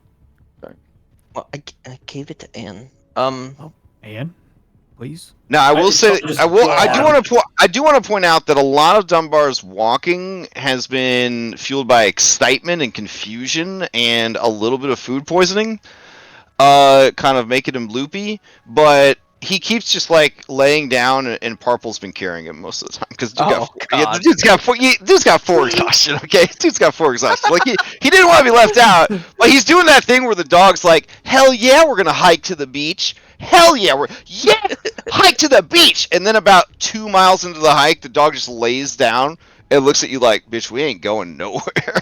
And they are willing to be dragged by the leash at this point. Yeah, They yeah. usually go bucks. Yeah, well, all my dogs are small, so they know exactly what's gonna happen. Oh, yeah. Yeah. So, anyways, You see Anne take the smallest, what you call it, sausage from the sausage platter, and the biggest sweet roll. Mm. And then, eats that. Nice. And hands it over to Parple. Mm. Wait, we. Oh, okay. Yes. Parple says, "We did good job. We found lots of food for everyone. They will be so happy when we come back with it." Yeah, let's make sure we don't eat it all before we get there.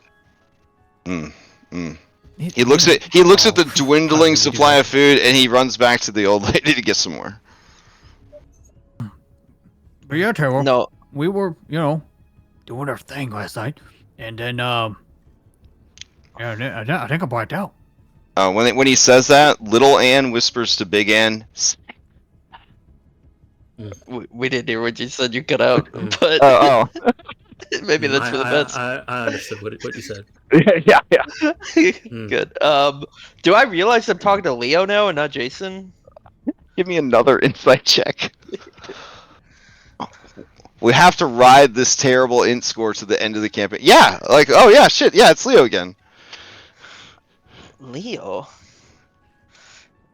Yeah, Taylor's been pretty Leo. somber like this whole time. Did you use your disguise kit on me? Like, I mean, I'm not hating it. I mean, I'm looking pretty damn good, Taylor. Do you not remember what happened?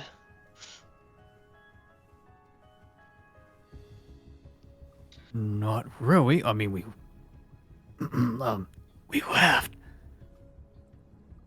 Do you remember what we went to do? Yes. But, we don't need to tell Anne right here.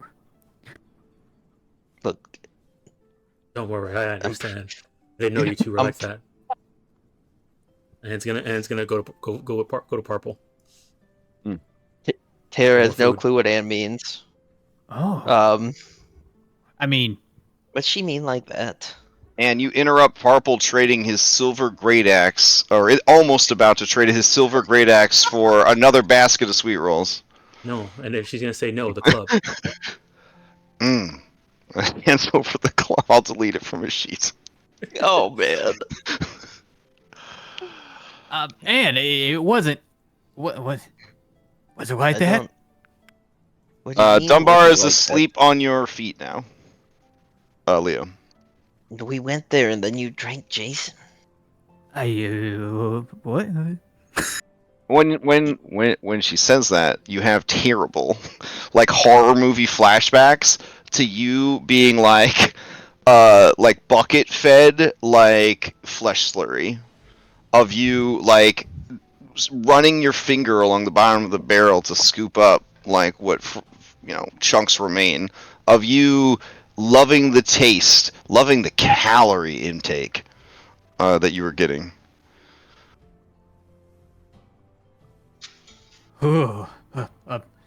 That was that was me. Yeah. Yeah, but this morning when you woke up, you were talking like Jason, and you didn't realize what was going on, and that's why we're on this fucking run. Maybe it was the stress. I've been hearing Wayne a lot lately.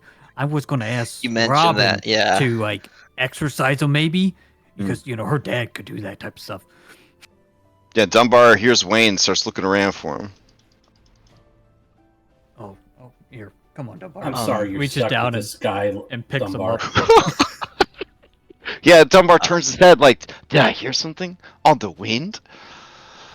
All right, so Jason and Taylor, or sorry, Leo and Taylor.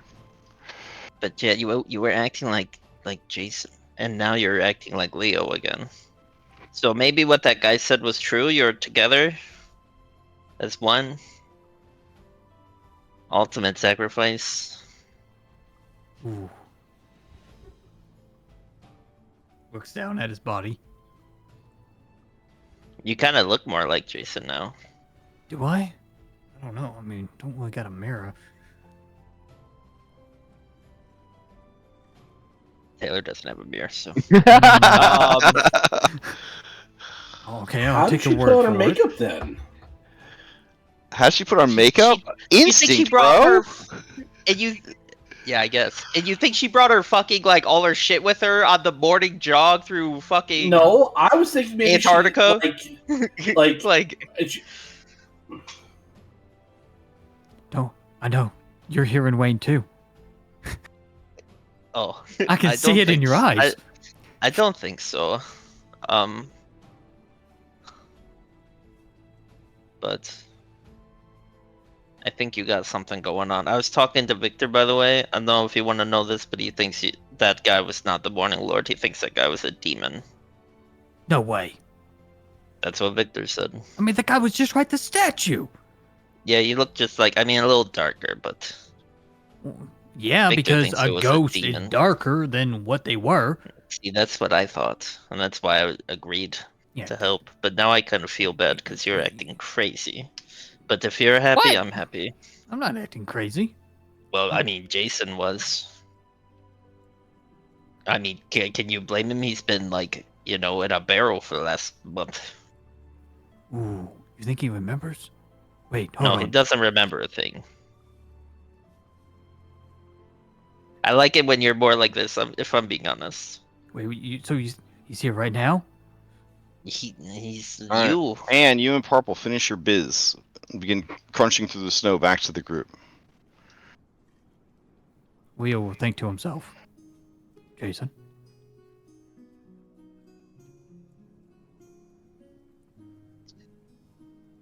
Taylor, are you sure this is not a bad trip? What do you mean trip? Like we Like- went like a like- block. Like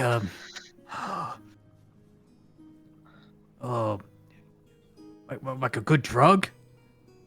Okay, so I mean, I did grow up with a green hag Mhm. that served. Do I understand You what he think means he's by he's referred to like hallucinogenics and stuff. Yeah.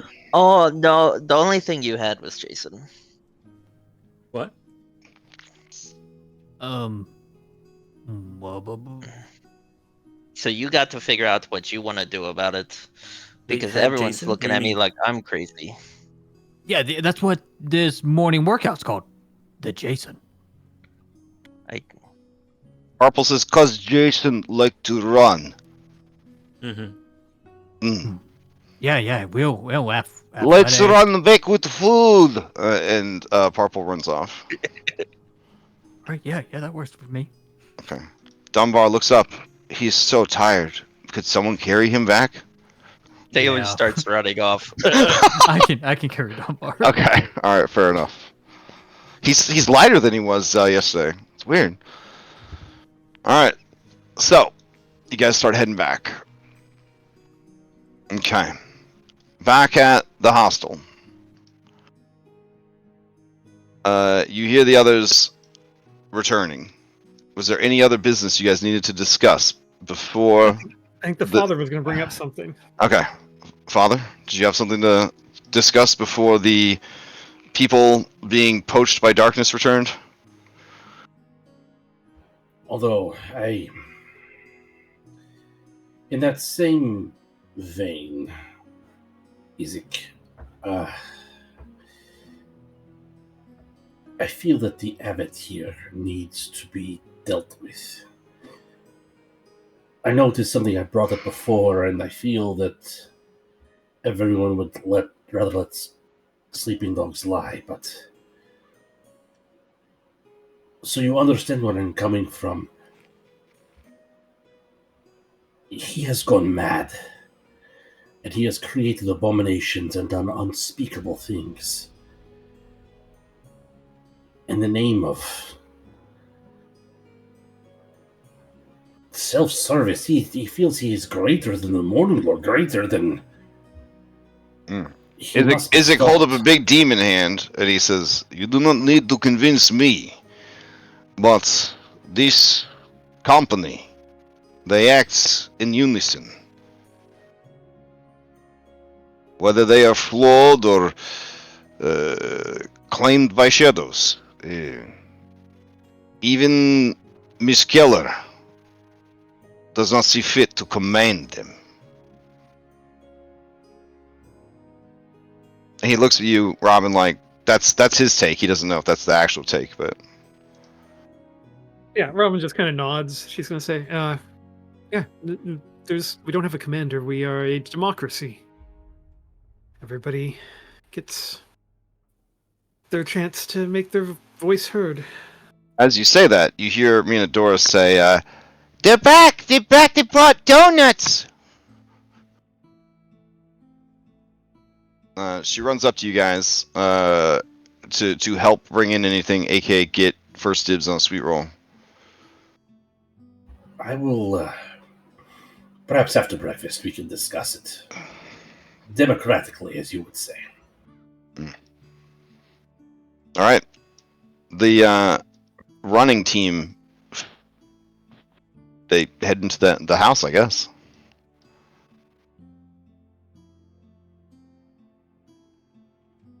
Alright. Morning. We got sweet roads and some meat pie things and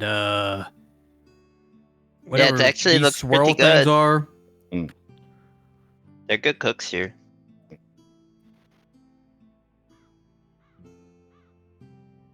Irenia looks over at all of you, and she quietly smiles, which, Taylor, is about as strange and off-putting as the Leo Jason phenomenon. She's not the loudest person in the room. Are you like throwing digs at me right now? No, I'm saying she's not the loudest person in the room. Irenia is normally the loudest, like, it's accepted, like, ambiently in the background, that she's always chattering and stuff like that, but she just quietly smiles at you guys. No digs. Okay. Yeah. But I guess now you would be the loudest person in the room. Yeah, that's what I meant. Yeah. Oh, but that's not a dig. I mean, that's like a prize. You're like first place now. Oh, All hell right. yeah. Yeah. So as you guys come into the room, there's definitely a tonal shift. The unicorn just is wandering around doing idle animation. It's very creepy. It pretends to eat grass off of the wood floor. All right. Everybody tries to have some breakfast, I guess. Mm-hmm. Those of you who incited the Leo to Jason, the Jason to Leo requires no insight. Is definitely acting different than he was acting before he went on the run.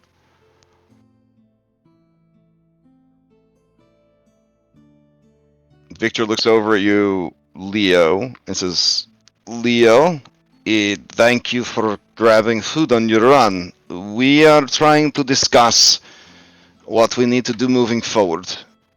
I pass it to you, Robin." Oh, Well, yeah, we were talking about what we need to do. I think our general consensus before we even got here to Kresik was that we were going to get rested up, that we have an appointment with a certain Baba, whose last name I will not speak in this moment. On a certain date, we are trying to meet up with her to deal with that, and then onwards to the Amber Temple. And given last night's events, and she'll look pointedly over to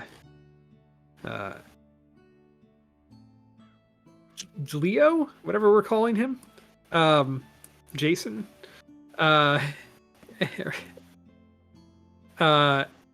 and she'll just say, I think heading to the Amber Temple has become even more of a priority than it was growing to be. Which really leaves us with just a couple of questions, if everyone is still generally agreed on that basic course of action that I think we had all reasonably agreed towards. The other questions being, how long do we stay here? Is there another night that we wish to stay and try to heal any more wounds or rest? Look, while we're I'm here? gonna say it. Isaac needs to fix his leg. Like, Yeah. That secret boys, he's got to be able to run down the bad guys. Mm-hmm. So Anne and Leo Jason, Amber Temple trip sound pretty good. I don't know, something about it sounds pretty appealing to you. Mm-hmm. Yeah, Mhm. I mean, Leo's gonna get, or not Leo, but Thought thinks Victor's- it's a great idea. yeah, he's gonna get his superpowers. Oh, but Thought says, so I've been thinking, now that I've been able to warm up, if we're in Kresik and the Abbot's an angel, and you're going to the Amber Temple anyways, wouldn't it be a good idea to bring a nice big vial of angel blood up there? Maybe it could cure my master's, dementia. Well, that is a good question that you're asking. Thought through, if you will. That question is. Well done. You're not the only one with business here with Angel. We all have been tasked with sorting things out with Lady Wagner, and I'm not saying that we need to, or that that's really a concern specifically, but it is part of one of our missions that we have, should we choose to accept it. But the father here,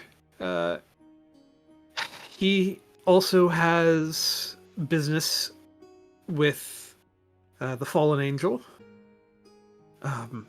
And we all met one of the creatures that came from this place that is now in the employ of Castle Ravenloft. We know that there are things happening here, and it's just a matter of, do we get involved? Do we help Father Radislav, our newest member of the group, with something that he holds valuable, and once we deal with it, he continues to help us with our quest? Or I thought this got vetoed.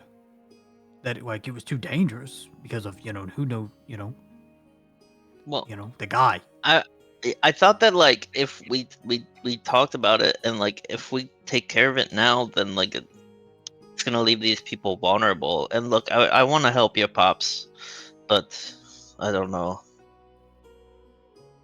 Seems like we might be signing them a death warrant. I think you underestimate the strength of the people of Kresik.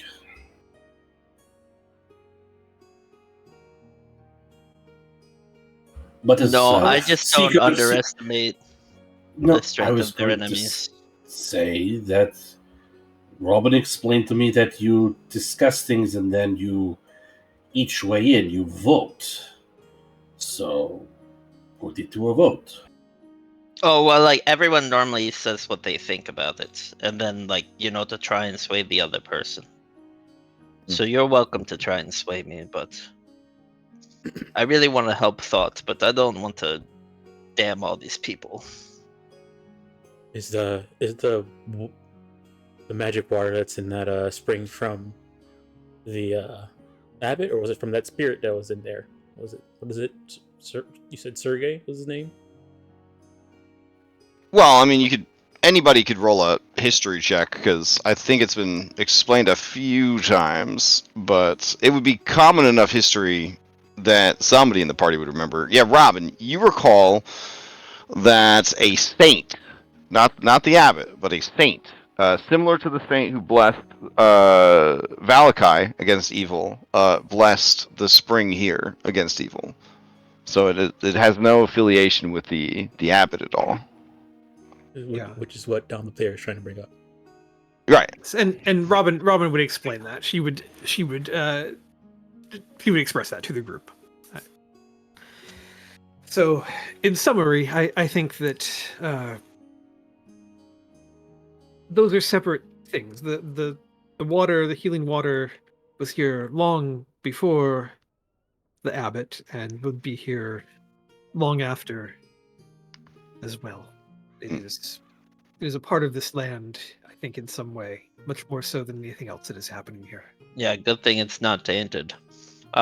Robin, you, with your history check, you would also recall that on the way here, you ran into Valenta, who is the Castle Ravenloft representative for this region, who was like, I mean, while you're there, which sort of feels like, which counterpoint is a little suspicious, because if the bad guys want you to do it, maybe it's a bad thing to do.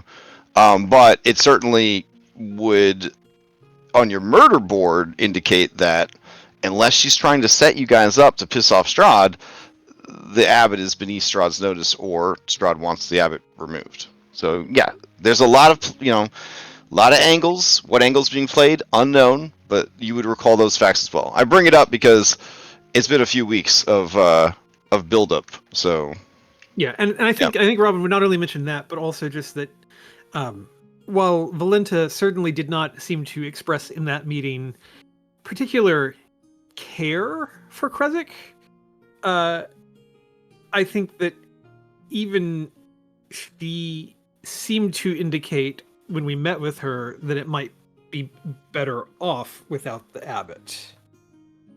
And that no matter if there is a threat to Krezik, the abbot is not going to be the thing that saves it, and it's not going to be the thing that, like, to Robin, if this place gets attacked and Valenta is not there to protect it, it's probably just going to get overrun. And whatever's happening up in the Abbey, like, the Abbey isn't coming down here to the main part. Like the Abbot does not seem to be an integral part of the daily life of these people, and does not seem to be necessarily here to protect them. He's kind of seems to have his own thing going on, and this place could crumble and fall, I think. And as long as the Abbot is left alone, it seems like, they don't want to deal with it because, it's a fucking angel. Like, if we go and fight it, it's like we might just die. And they're definitely afraid of it a little bit, just like I am. The people of Krezik, they keep to themselves as the abbot keeps to itself for the most part, but it is... I fear that his sanity might finally slip away and he decides to experiment again.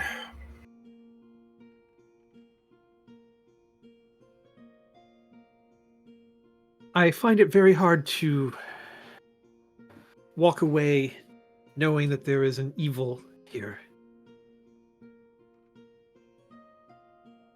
I know But there's what if evil what if the everywhere in evil these is doing lands. good? In that sense.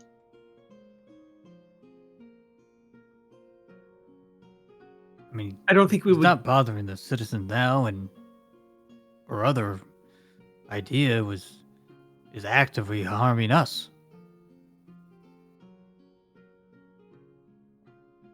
I mean, the hags.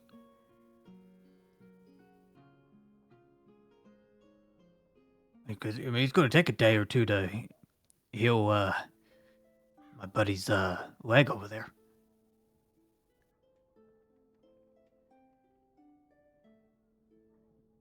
I mean, if it's going to take a few days, I mean, where are we at on our calendar?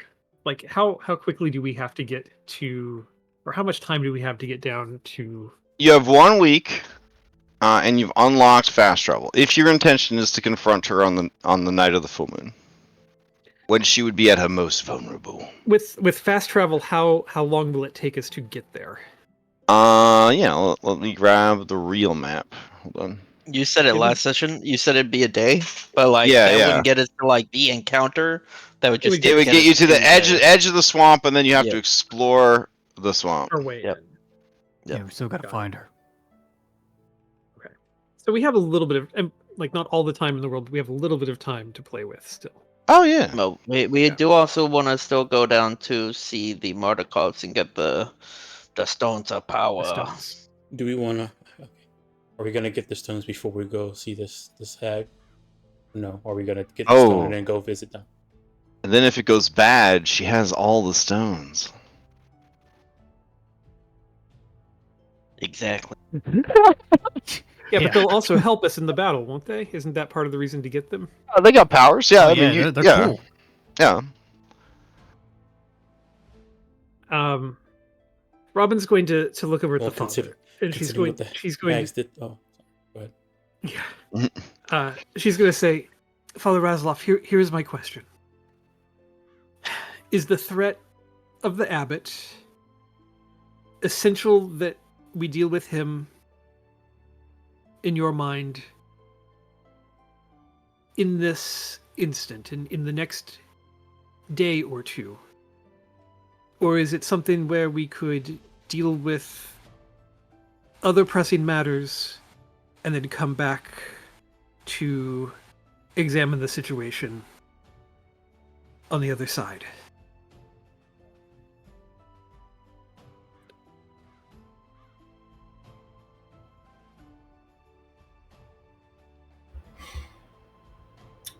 The needs of the many outweigh the desire of the few.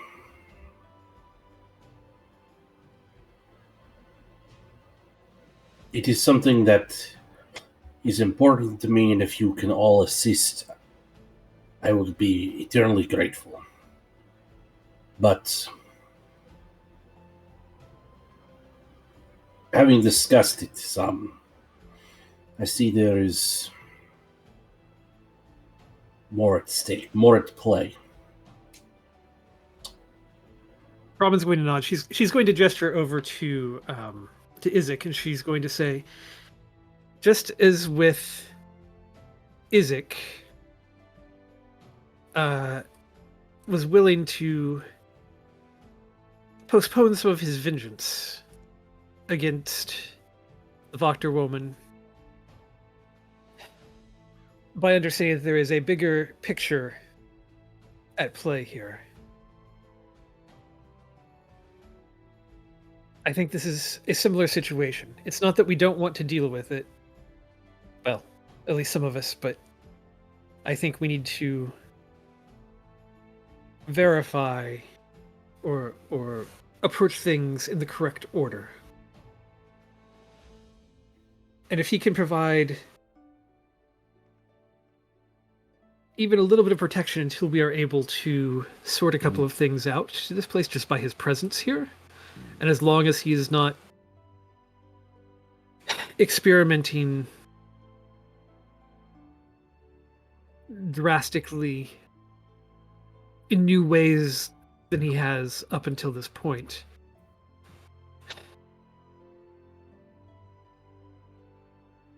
then I think maybe we can prioritize a little bit. One step at a time, as it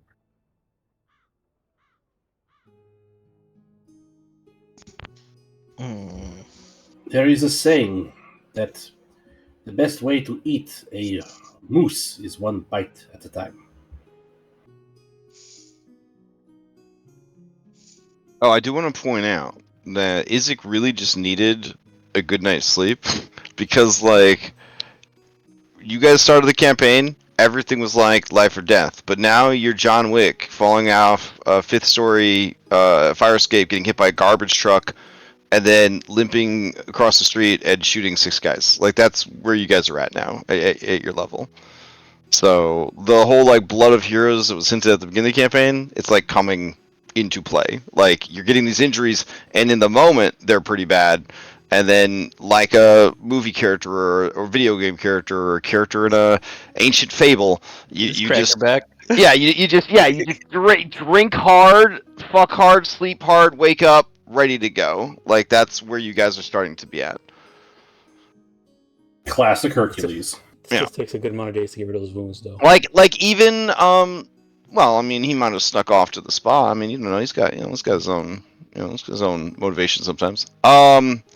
So like Robin, for example, like you're still rocking some stuff, but like I got the shakes, but it's yeah, just resting, and that's gonna go away. So eventually,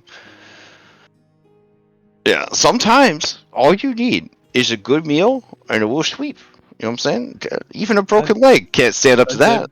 A good barrel full of your best friend. I've been dealing with a group on Sundays that apparently you just have to eat a hearty breakfast and you shut down like 2 of the major status effects of the game. So I mean, it also costs 1,000 gold. We're not talking about it. So anyways, so yeah. I tell you what. You guys are very strong now. You can go anywhere you want with this fast travel. So this is definitely a crossroads of decision paralysis. I think, as what happens in sandbox campaigns like this, you need to address what you, the player, want, what you think your player character wants, put it all out there, we put it all onto a poll, we vote, and we all live by the decision. So, just to simplify kind of that, so we can actually move. For me and Robin, like I think where we would land is like possibly rest here one more night, because I think there's like 3 or 4 people who have like one more injury that we could get rid of. Yeah. And then let's get on the road. Let's go to the winery and let's go start tracking some stuff down. Okay, so one more night in Kresik. Pick up stone. Yeah. Go to swamp. And then starting to, if there's some place that we want to stop on the way to swamp for timing purposes or whatever, we can do that. Like if we want to try to go back to the hag burned out building to see if we can kill them on the way or whatever, or stop at Argynvostholt or whatever. Like that's all doable, but not necessary, especially. I think all the things that you just mentioned could be summed up in one term: Central Barovia. That's where you want to head. I guess. And Central B. All right, Ann/Dom. So I'm just. This is more of a big picture question. Like, what do we want to do in the end here? Like, that is a great question. Like, what that would determine which things we should. We're having this talk, huh? Yeah. My current character. I mean, Robin is all in on becoming the protector of the land, and we can do it player-wise if you want. Yeah. All right, and I'll reiterate the most popular paths that I've read about and that I am witnessing, and that would be the classic. We gotta stop Strahd at any cost. That's the classic. We gotta stop Strahd at any cost.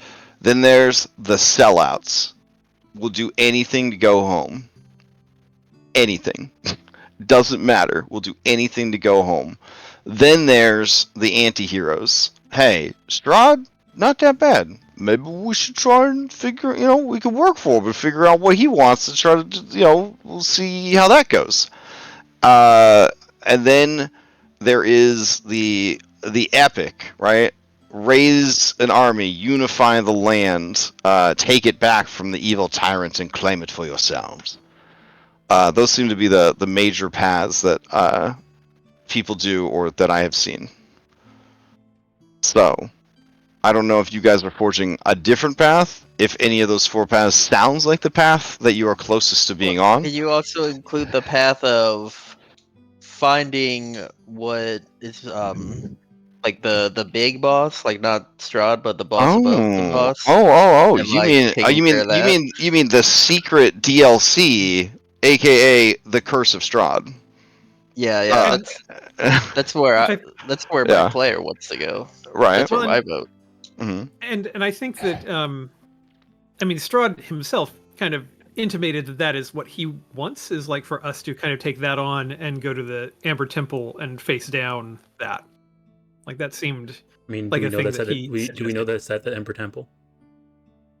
It was I don't think- implied in our discussion, or at least that was a place that we might start on that. So that is a place where that could begin.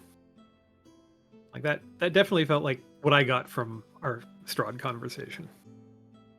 But I mean, what Robin wants to do is she wants to go kill a rock and what's left? A bear? Is that the other thing? Whatever the other thing is. Mm-hmm. She wants to go kill a couple of things and cleanse the land. That's what she's after. I mean, that would be the stop Strahd at all costs type of Yeah, take that the like land away weakens from him. him, weaken him so that we can fight him. That's that route. Yeah.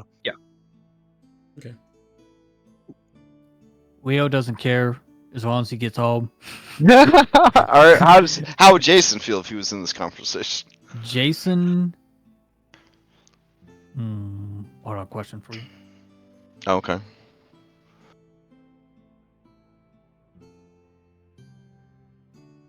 I hope this shows everyone the amount of respect I have for Darby as a role player that I would put him in such a situation. Is that still is Ooh. that tied to the soul? What a great question. Because of the nature of this plane and because of the changes to that particular ability, and how it works within this plane, yes. Okay. Jason. Probably the easiest way to get everyone home is either take out the guy ahead of Strahd or just side with Strahd, and that will get everyone home. Because that's just easier than fighting someone that will kill multiple of us.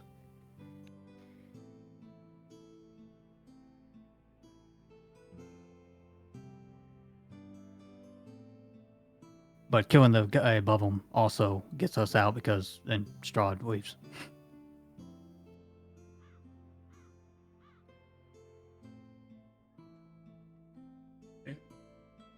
And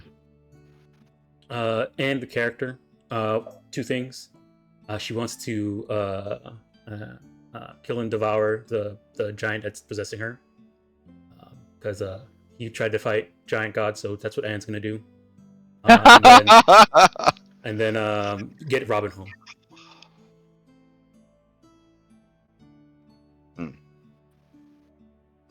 I guess a follow-up question I have, a meta follow-up question is, Robin as the Seeker, as the guardian of this land, would you go home at this point? I mean, she's kind of turned down going home, what, like 2 Yeah. times now? Right? So, like, I think she's already Beetlejuiced herself into staying, basically. Mm.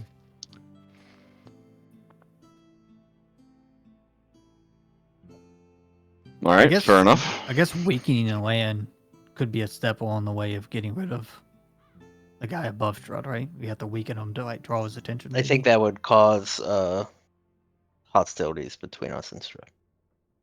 Now, your fated ally, who you guys did luck out, you got the smartest fated ally, not the wisest. That would be Davian with Classic, and certainly not the physically strongest, which is just I can't even fucking deal with how strong this bitch is in Daybreak. But Victor would say that you can always ask the people involved, right? Like, do the people, like the leaders of Krezk, want someone to take care of the abbot, or do they want him left alone? Because that would be a pretty important piece of information to have. If you guys are entertaining Strahd's offer, or if you think that there's some merit to it, what about just fucking asking him? Like, what if we helped you? What would that entail? Like, then we don't have to guess. Then you would just know. But you know, in Victor's very tired, exasperated voice, the people of Valakai, maybe they don't want another political upheaval. Maybe at this, don't. right? Like maybe we just leave them alone. Like his family had their chance and they fucked it up, you know. And so on and so forth. Like if there are areas that we don't know all the answers, would it be our best course to act without the knowledge, especially if there is a way to get that knowledge? Doesn't want you guys to just chase knowledge endlessly, right? At a certain point, you have to decide to act, whether or not you have all the information. But before some huge campaign that can't be undone, right? Before you put the Jason in the sacred pool and you can't get it out again, right? Like you need all the information, or not all, but as much as you can get. But this is also, you know, a nerd wizard. You know, that's how they do. I mean, Robin's feeling very proud of him right now because this is the exact sort of leadership quality that she was kind of trying to encourage him with when she said that she believed he could, if he wanted to, run Valakai. So, not that he needs to, but he could. Yeah, and I'm just paraphrasing it because he could be a little long-winded. So, but that's generally the lecture that he gives. The whole time, Irenia remains quiet, contemplative, and just listens to everything everyone else has to say. I guess OOC, like big picture, we could get the weakening Strahd in our back pocket, and then try and get more information on this big bad, if that makes sense. Yeah, that information. I feel like probably at Amber Temple, right? Yeah. Yeah. I mean, that's where all of the secret Our knowledge powers is, are. right? Like that's like everything is kind of locked away there. So Yeah. if What we're gonna if it learn turns something, out- that's the place to do it. It turns out Do the the hags mean, on the way so we get regardless- a level up. Yeah. Regardless, we think Baba Lasagna is just like a bad actor. Like we don't think that Strahd cares about her at all. I don't think So we could still go and do that, and then go to the Amber Temple. That's what I'm saying. Yeah, like those, like I getting the think- stones and stuff like that is not gonna tip the scales. I think. Big picture, like end game, it seems like we're in like really just two directions, which is either Seeker Path or Cure the Curse. Mhm. Because I don't think Rob- that like we've been doing the groundwork to doing the groundwork really to like, you know, rally the banners. Yeah. I think the only way is we can weaken him by taking the land power off of him, or find out what this, what the curse is. Robin will also mention that there's a weapon that we could find. And yeah, the tarot cards. Yeah. Well, not just that, but Irenia spoke. It was Irenia, right? Who told me that Yeah, she the knew tarot- how the to tarot strength. find. Yeah, if Yeah. we went back to Castle Ravenloft, she could find the weapon. She knows where it I is. thought that was the card. Yeah, that's Yeah, the card. she has told you that the sword, Sergei's Yeah. sword, Mhm. calls to her. Yeah, when you Yeah. Yeah. the Sword of She has Sunlight, a which is beacon towards it. our Path of Strength card. So we already knew we were looking for it, but she now has like a direct line to it to go get it. Mhm. And also in the castle, we know is the Path to Courage. We're sure of that. It's in the chapel. And the fated location. Yeah, balcony. Everything's at the castle. Good portion of it. But I also think we can only go back to that castle maybe one or two more times without joining up with Strahd. Before you have to go And- back like a Belmont. Yeah. Yeah. Right. Yeah. And if we're taking Irina with us, I think we have even less time because at some point she's going to get taken from us. Is she now like, I guess you could say, tainted by taste? For vampire. You think? It's possible. I mean, yeah. she got. I she mean, got there's some new stuff. consumption and then there's But- turn. By regular vampire, sure. By demigod of demiplane vampire, I mean, if it's his soulmate, he might be willing to not put his up with soulmate, a few. Sergei's Yeah. inconveniences. Well, whoa, That's- wow. If it's- First if it's of all, I speak for me and Philippocles when I say polyamory is a viable lifestyle choice. Okay, first of all. Not when the other person doesn't want it. That's true. That's true. I mean, what he believes to be his soulmate. Maybe that's a Oh, better. there you way go. of There saying you go. Okay. Yeah. Okay. Well- Yeah. I mean, we do know that the whatever is the curse, or like the giver of the Curse of Strahd, is this like super evil thing, where we would probably want these items for also.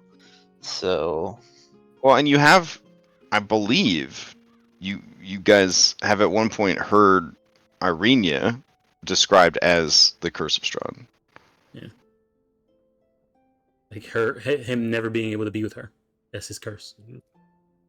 Like she will constantly be revived here, and then when he gets her, she dies, and then has to wait for her to get born again. He finds Which her. could explain why he hasn't taken her.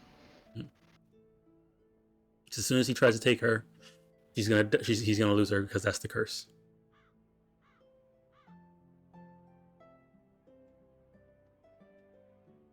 So you know what? You know how we can end the curse? Take Irina.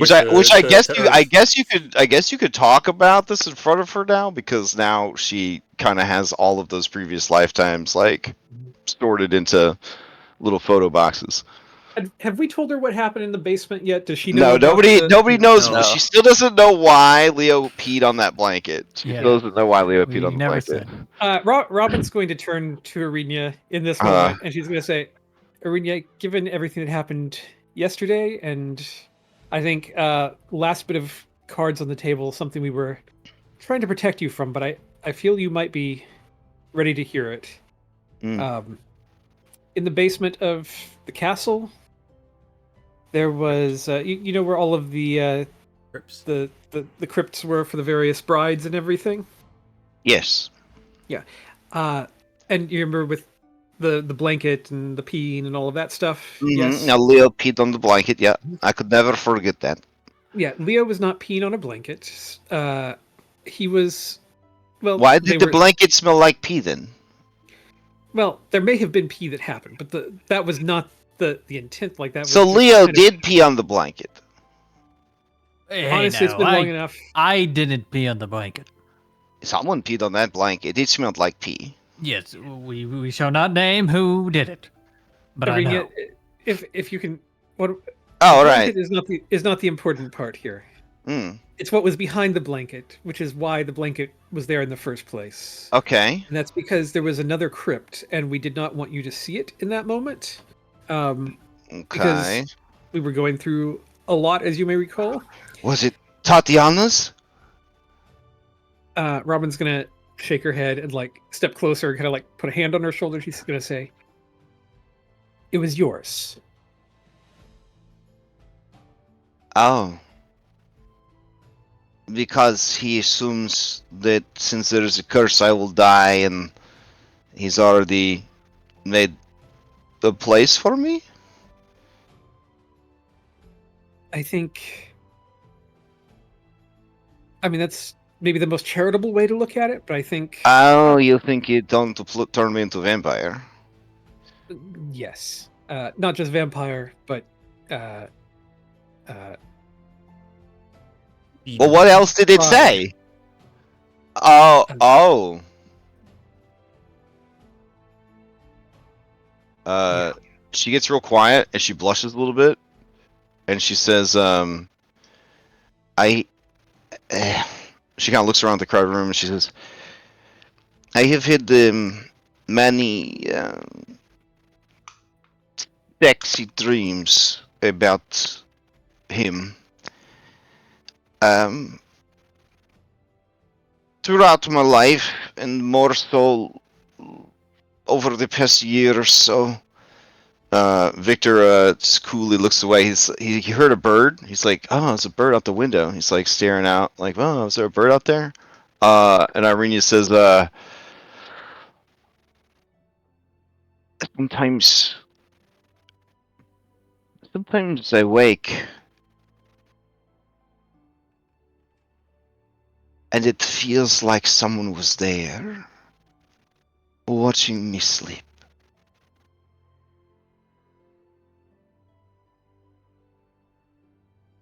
I know that if he could find a way, he would take me. I think that he would like me to go by choice. But in past lives, the Tatianas did not go by choice. They were controlled, their minds addled. And any who tried to stop what was happening, they were killed.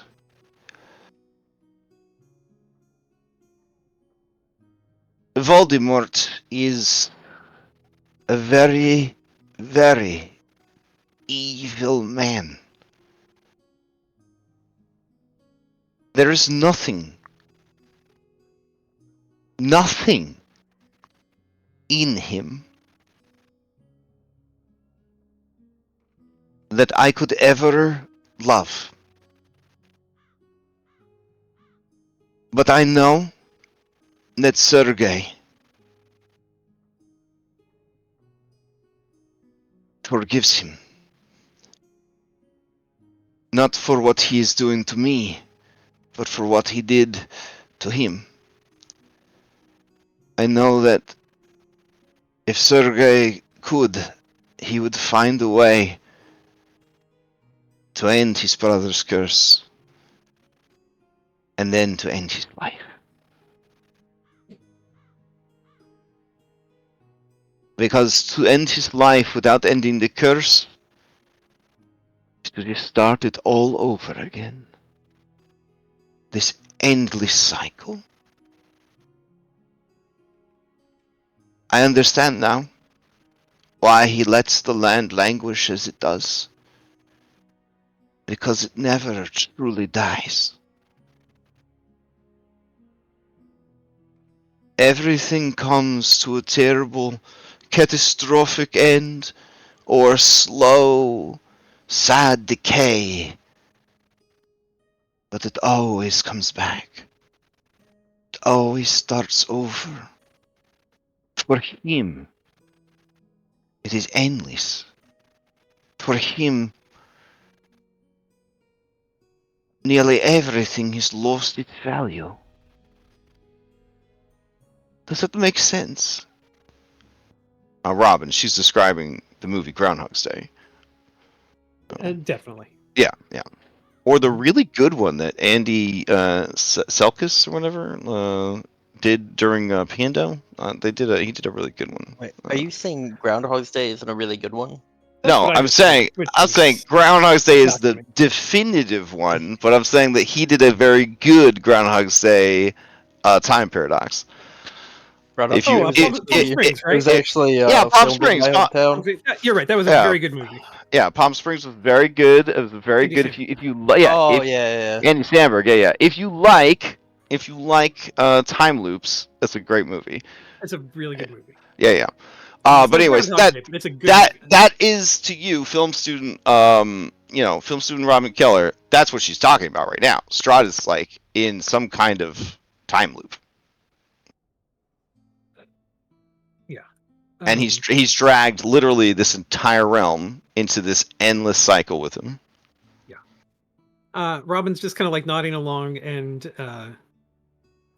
she'll when Arinya pauses, she'll just kind of say, I think you're absolutely right that in our world we have a story about a similar sort of situation where someone found themselves in a time loop, right? It's a time that just keeps going over and over, and every day the same things over and over and over, and they have to find a way out of it, or how to be, and they go through, and in our story they try everything. They start by indulging in their fantasies or their How is this possible if there is no magic in your world? we don't have the magic, but we like to think about magic. And we use it to examine our lives and try to This is understand just more. a fairy tale then, a folk tale. It is. Okay. But she's gonna look at Arinya, and she's gonna say, but the thing that our folktale tells is that the only successful way out of the time loop was to be selfless and to do things to help others. And that's obviously not the case here. It might be the way out. It might be our way out of it. But that's not the way that Voldemort is taken. And I don't know that he ever can. And so I think it's up to us to find the ways to break it. Whatever that is.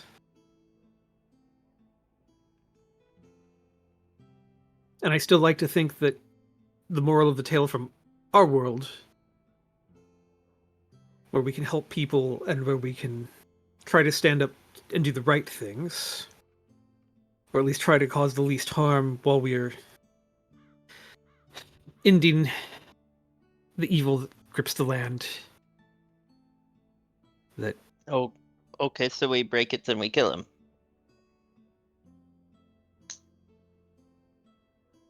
Robin will look around and she's going to say, that seems like where this is headed, unless somebody else would rather make a case for something else. To me, that's... And she'll, as she's talking, she's kind of playing with the dagger of the Seeker kind of in her hand. She didn't even know she had it out, but she's just kind of now like spinning it kind of against her fingers a little bit, just kind of looking at it. She's just going to hold it up, and she's going to say, I think that's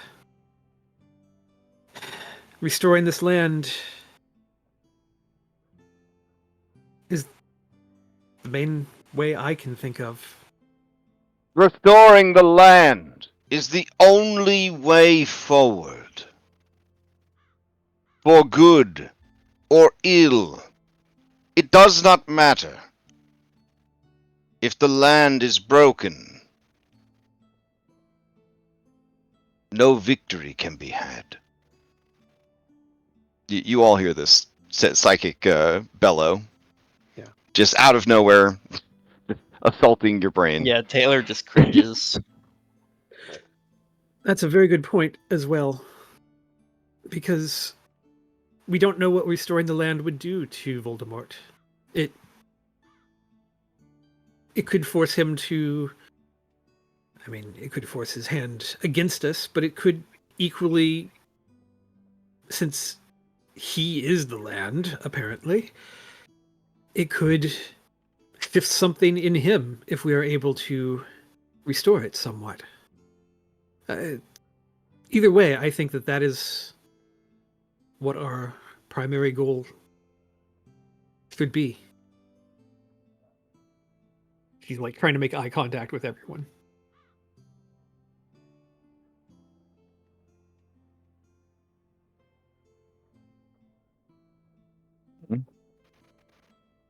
All right.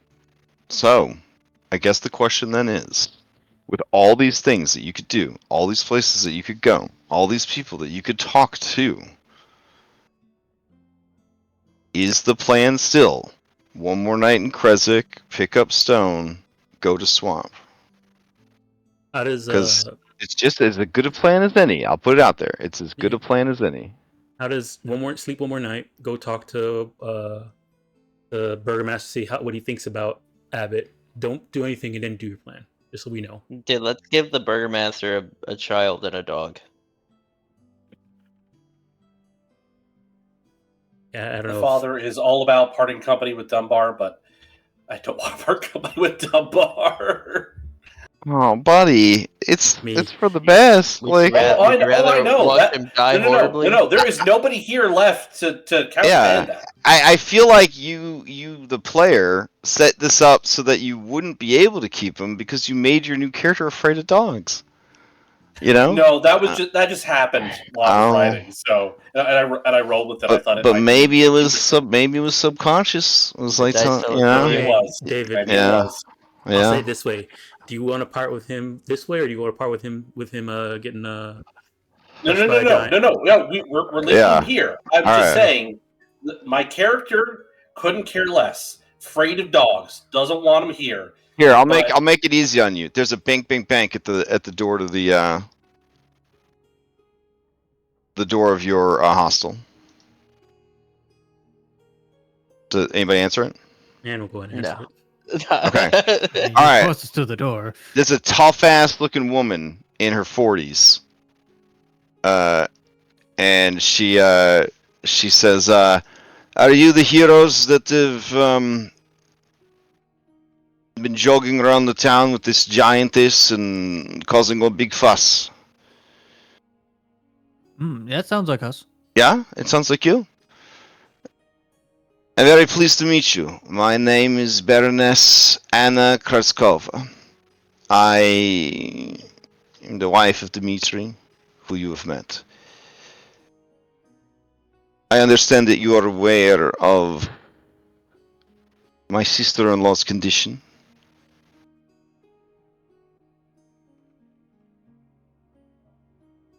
We know of no condition, and he will wink at her.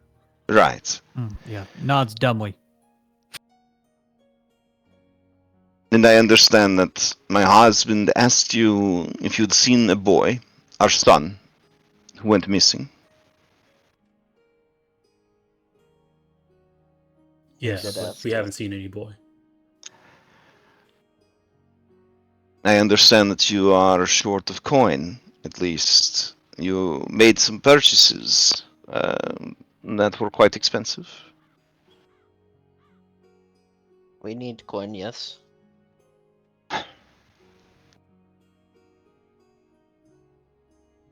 If my son was not with White Claw, I fear he may be with the werewolves of the northern pack. It is not far from here. You could reach it quickly. If you can go there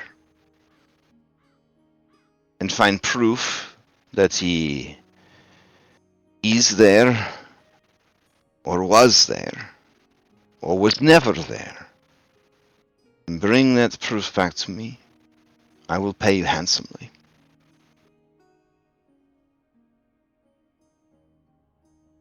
And also, I hear that you have an adorable little girl and a dog that you're dragging around on your adventures, and I don't think that that is right.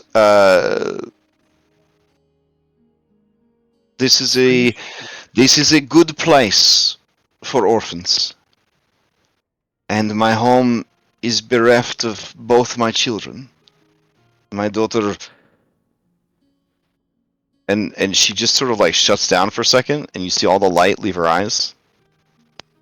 He died, recently, and I think that her death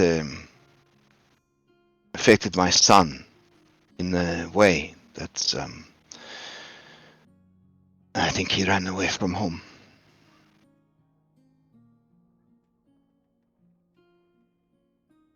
Our home is empty, and there's room if you need a place for them to stay. It is generous of you to offer, and I've only recently joined these Ooh, people.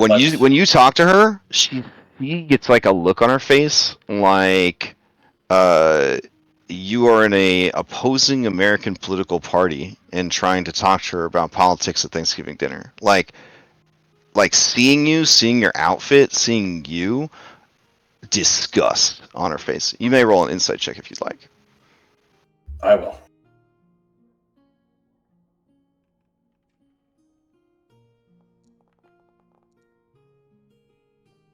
You're not exactly sure where this is coming from, but yeah, it doesn't go unnoticed by like anyone in the conversation because the mood just definitely shifts. And she says, "I have no need of your empty platitudes. I know that you are a servant of the abbot." I am no longer his servant.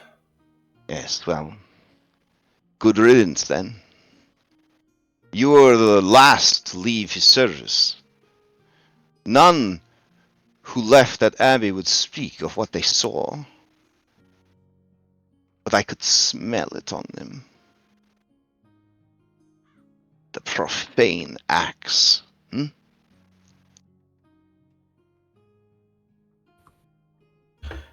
The father's face just goes like stone and says, "My lady, I was merely going to say more generous, and I'm sure these people would very much appreciate you looking after the dog and the girl. I'm sorry." And he sits back down. Ab is not your guys' patron or something? Sitting on the hill up there? She lets out a bark of laughter. It's kind of a very, very bark-like bark of laughter. And she says, "We pay respects to the Morning Lord. We live by his teachings, caring for each other, living in peace. Whatever was up that mountain is gone. Some, my husband included, hold on to their superstitions of the past. They refuse to face the truth. The abbot abandoned Kresik. The abbot cannot be trusted. And the abbot is a liability. He is like an ancient glacier that is starting to crack and shift. And soon enough, that glacier will come down that mountain and destroy us.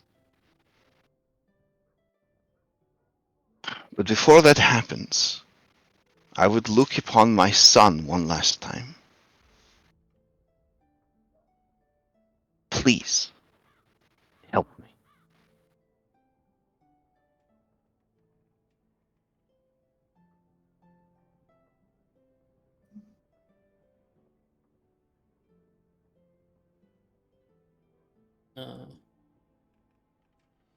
And I mean, we got some time, I guess. We could maybe.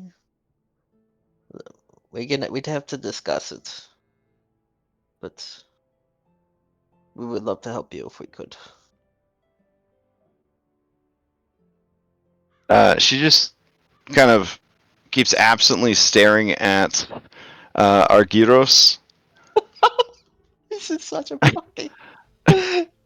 and she just says, "Outsiders." I mean, he can't be the weirdest thing in this room. Eh. Leo kneels down and calls over to Minadora. Minadora, come over here. Okay. She says, Leo, last night I thought I heard Jason. I heard him call out, but when I woke up, he wasn't there. It was just Isaac and Taylor watching you sleep. Also, did you take steroids? Well, I wouldn't. You shouldn't do that. It'll make your penis really small.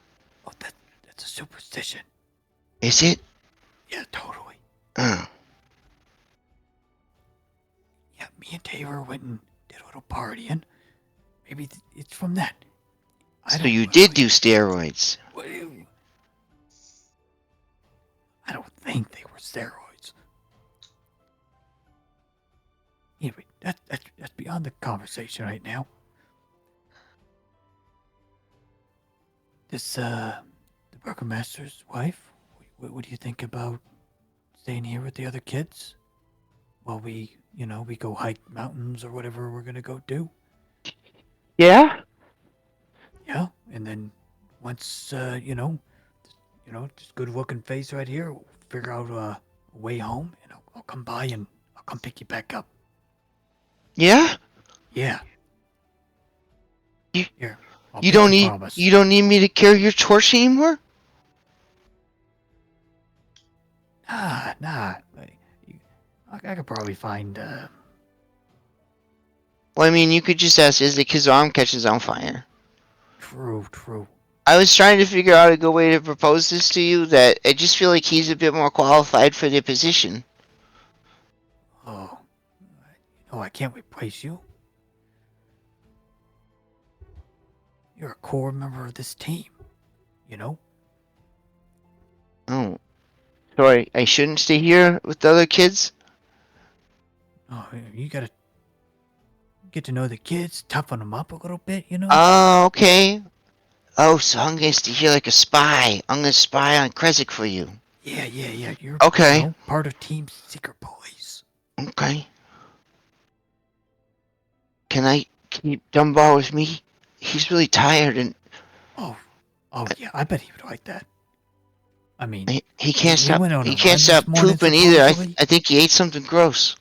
Yeah, he didn't do very good this morning with the run. Mm. I don't remember much about the run either, but yeah, he was awful tired. Okay. Okay. And he stands up and put his hand on her I'm shoulder. a little nervous about staying with that lady though. Why? Because she don't look that bad. Well, it's because she's a werewolf. Nah, I don't see it. Yeah, her and that big guy, Mr. Dimitri. There's a lot of werewolves in this town, Leo.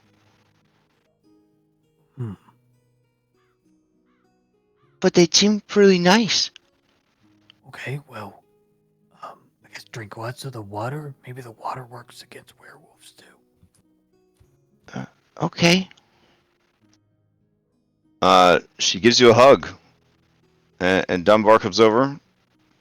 And there is a sadness to Dunbar. Because Dunbar is tired. And Dunbar is sad. Yeah, But give him a at hug. least Dunbar has this kid that he can keep track of.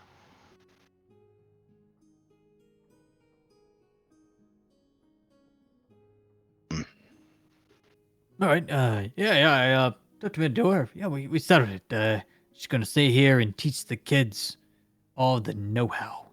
And once we figure out a way of slipping the loose, we'll swing back by and pick her up. Yeah, she nods and she says, "If you reconsider my offer, I am very frugal and have much saved. I could pay you 800 gold coins." Guys, that sounds like a lot. Yeah, I said I'm not turning you down. We just gotta talk about it. But maybe if we have time. Taylor, just get the map. Tell the point where it needs to go, and we'll go there if we need to. All right, I'll pull out the map, but I'll make sure to not show her the murder board side. Oh, right. And it was genuinely 800 gold coins, not Electrum. Oh no, she specifically told you guys gold coins in a way that said she has dealt with outsiders before and knows that they hate Electrum. That is like 1,600 Electrum. That's amazing. Yeah. That's how bad she wants to see her son again. I mean, makes sense. Or at least know that he's fucking dead. Do you know what I'm saying? Like, she doesn't want to live with not knowing. Hey, at least we know it's not the person that we stole the heart from, because that wasn't her son. Maybe. Alright, so, the werewolf lair is located right there. She says, "You'll know it because it's..." Bear with me, guys. "You'll know it because it's a cave that looks like a giant wolf skull. It's not subtle." Did they like carve it out, or did they find it like that? Legend says that they found it like that. That Mother Night herself made it for them.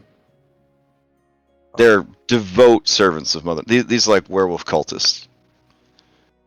These are like werewolf in D&D, in 5th Age of Magic, chaotic evil. These werewolves, super chaotic. Like irredeemably chaotic evil, one might say. How many werewolves are there? Gosh. Like, there? She says the wolves of the northern pack number in the dozens, sometimes over 100. But they are roving creatures, so they don't all shelter in their cave. Like they wander the territories.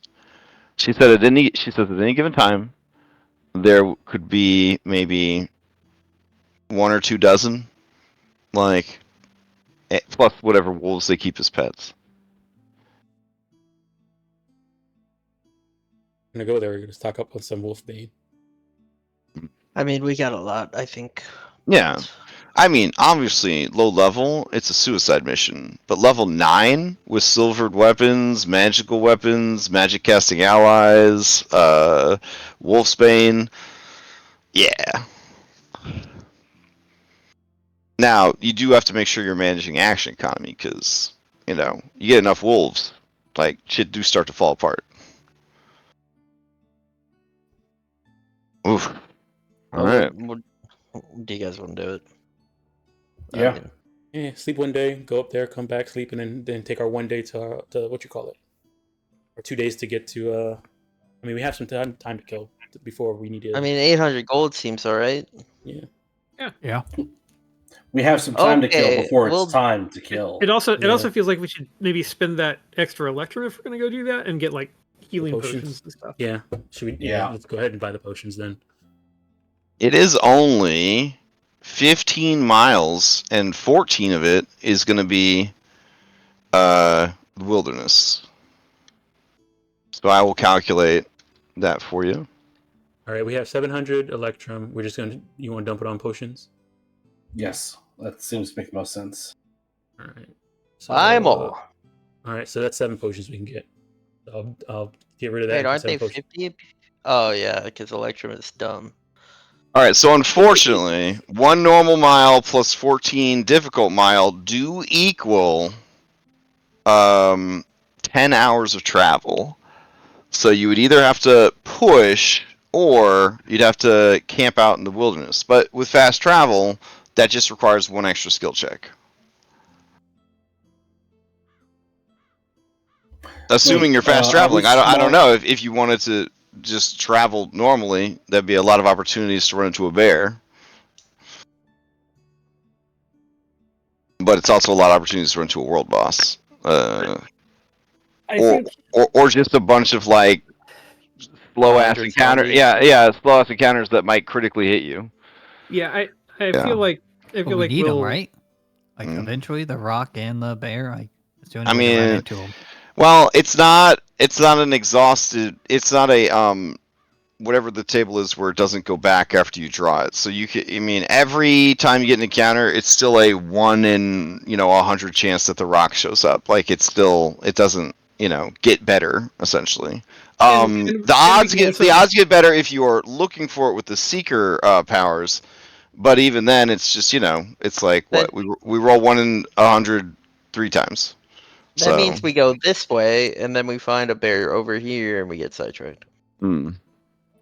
But I mean, is it sidetracked if you're checking off your to-do list? I don't know. I'm fine with either way. I really. Okay. Me too. I don't. Grab a potion if you need it. You have 7. Also, I'm discovering that in Classic, where they got spellcasters and all that kind of stuff, they don't have the good skill coverage that these low/no magic groups have.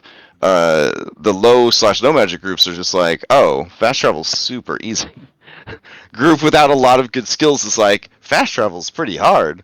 So that's I guess a benefit of the low magic, no magic.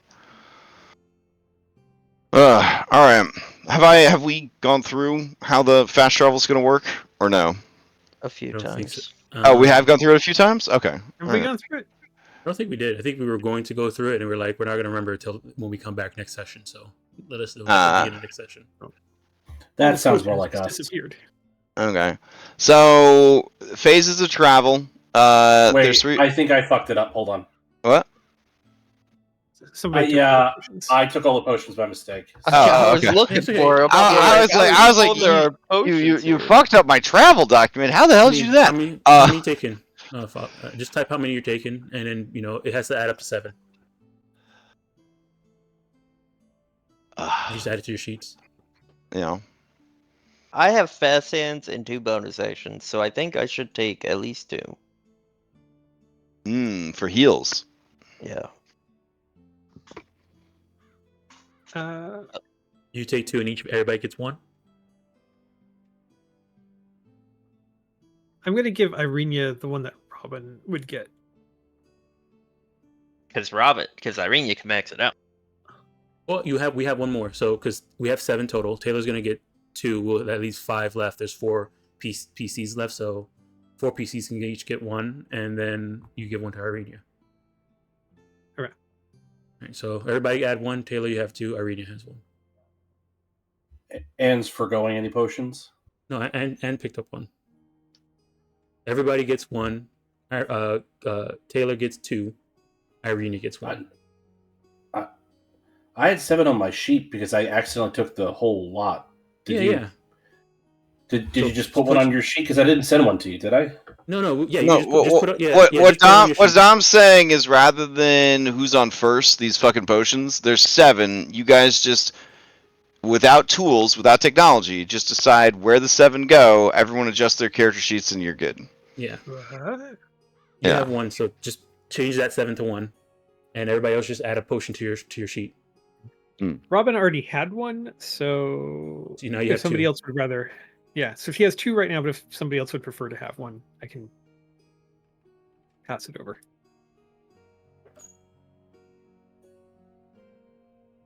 Just give Irenia 2 since Irenia can max them out. I think that's smart. Yeah.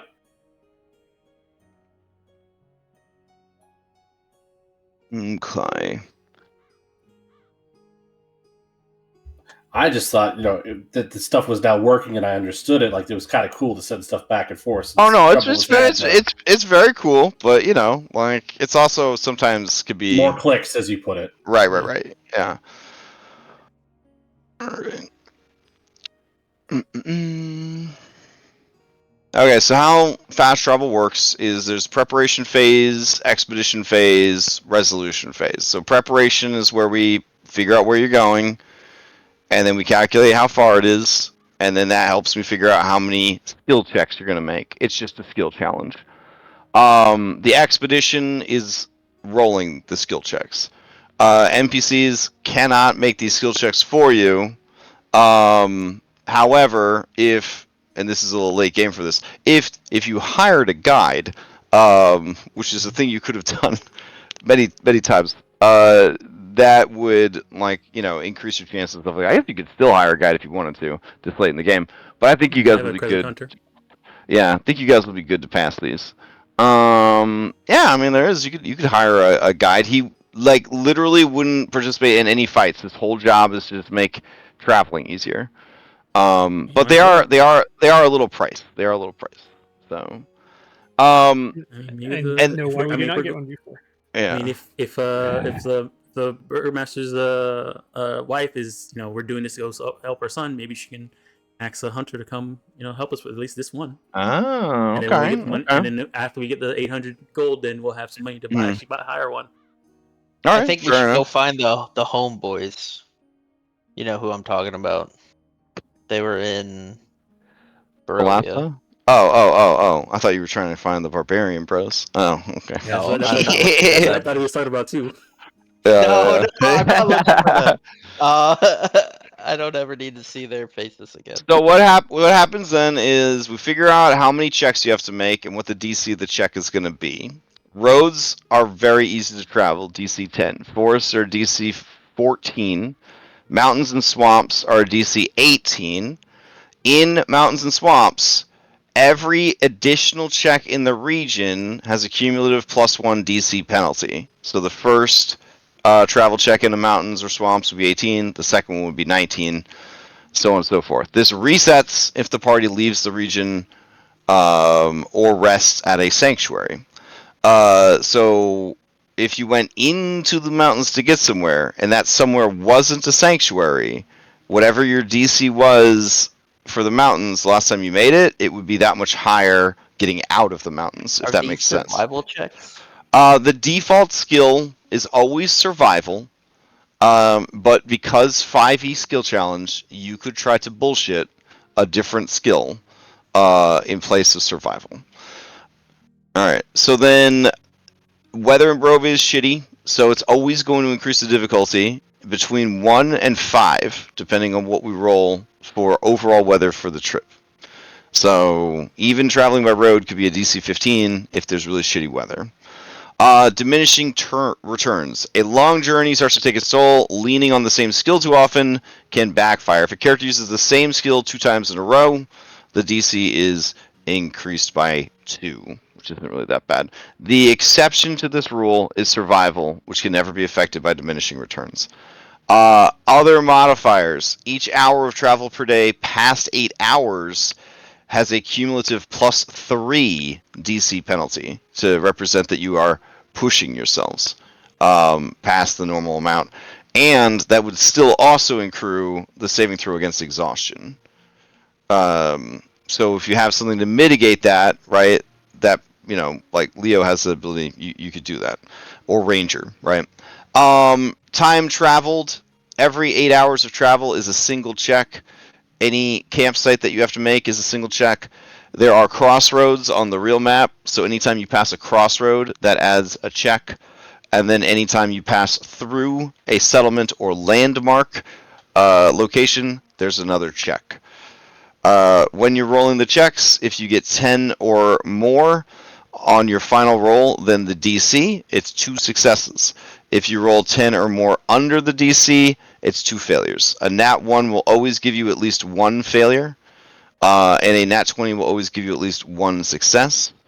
We roll into initiative, and everybody has to take turns contributing to the travel. It is a race between successes and failures. You will always reach your destination, but you will always reap what you sow. So if you had to get 3 successes. If you had to roll 3 checks and you got 1 success and 2 failures, you would arrive and you get to roll once on the success table and twice on the failure table, and then you would take whatever boons and banes that were visited upon you during your journey, and that's how that works. So, in the example of traveling to the werewolf den, it would either be 3 checks, 1 to travel 8 hours, 1 to camp, and then 1 to travel the rest of the way. Or it would be 3 checks, but it would be the first check for 8 hours, and then you'd have to check the 9th hour and the 10th hour, and they would be increasingly higher. So you would get there in 10 hours, or you would get there in essentially 20 hours and change, right? Because setting up camp and breaking down camp, so probably like 22 hours or something. So you could push, possibly get exhaustion on your way to the werewolves and have a much more difficult journey, or you could stop and camp and have a smoother journey, but it would take longer. And that's basically how it works. So you're still being punished for trying to save time while traveling, even though it's designed to allow you to travel quickly. But now, instead of a campsite being 8 random encounter checks that might spawn a monster that kills you in your sleep, it's a single skill check. But the cost is obviously 8 more hours and change added to your journey. Okay. I mean, currently right now we're not pressed for time, so I say we just camp. Okay, so you're gonna do the 8 hours of travel, camp, and then travel the rest of the way the next day. Okay. If you decide to do Wait, that. do we want to look for the bear? But if you want to look for the bear, then you would travel normally without fast travel and would roll for random encounters. Okay. Yeah. Is there any way to fast travel and look for the bear, or no? It is assumed that if one of the results on the table was like, you find good fortune, or you find this thing that is good, and I know that that's something that you are looking for, then that would be an appropriate thing for me to be like, oh, I guess you run into this bear. Okay. Yeah. There is 100 possible results on the good results chart and 100 possible results on the bad results chart. Okay. Wait. Yeah. Yeah, 100 and 100. Yep. So it's kind of like it's like carousing your way across the country. like a lot of things that could happen. I'm fine either way. If we wanna travel normally and roll the dice, we have a lot more chances to get it.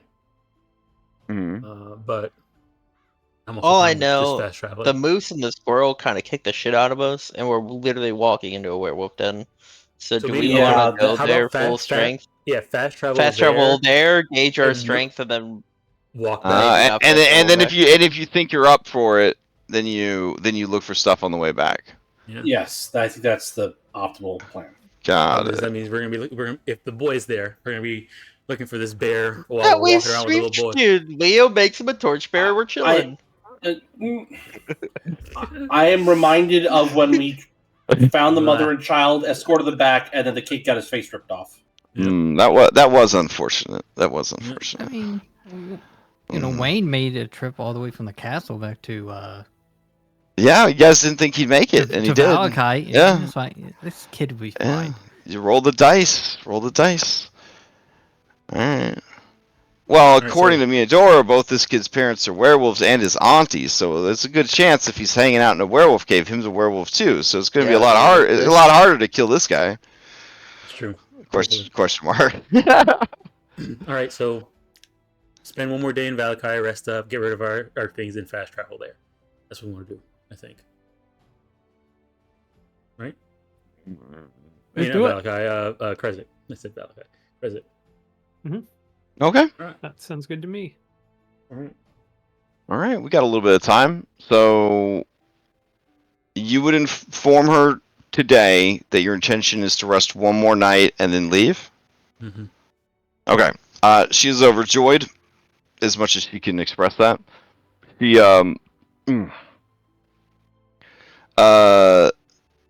so she would come on, brain.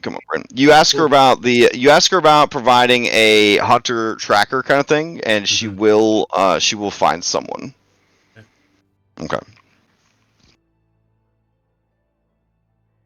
All right. That will allow you to make fast travel checks with survival at advantage.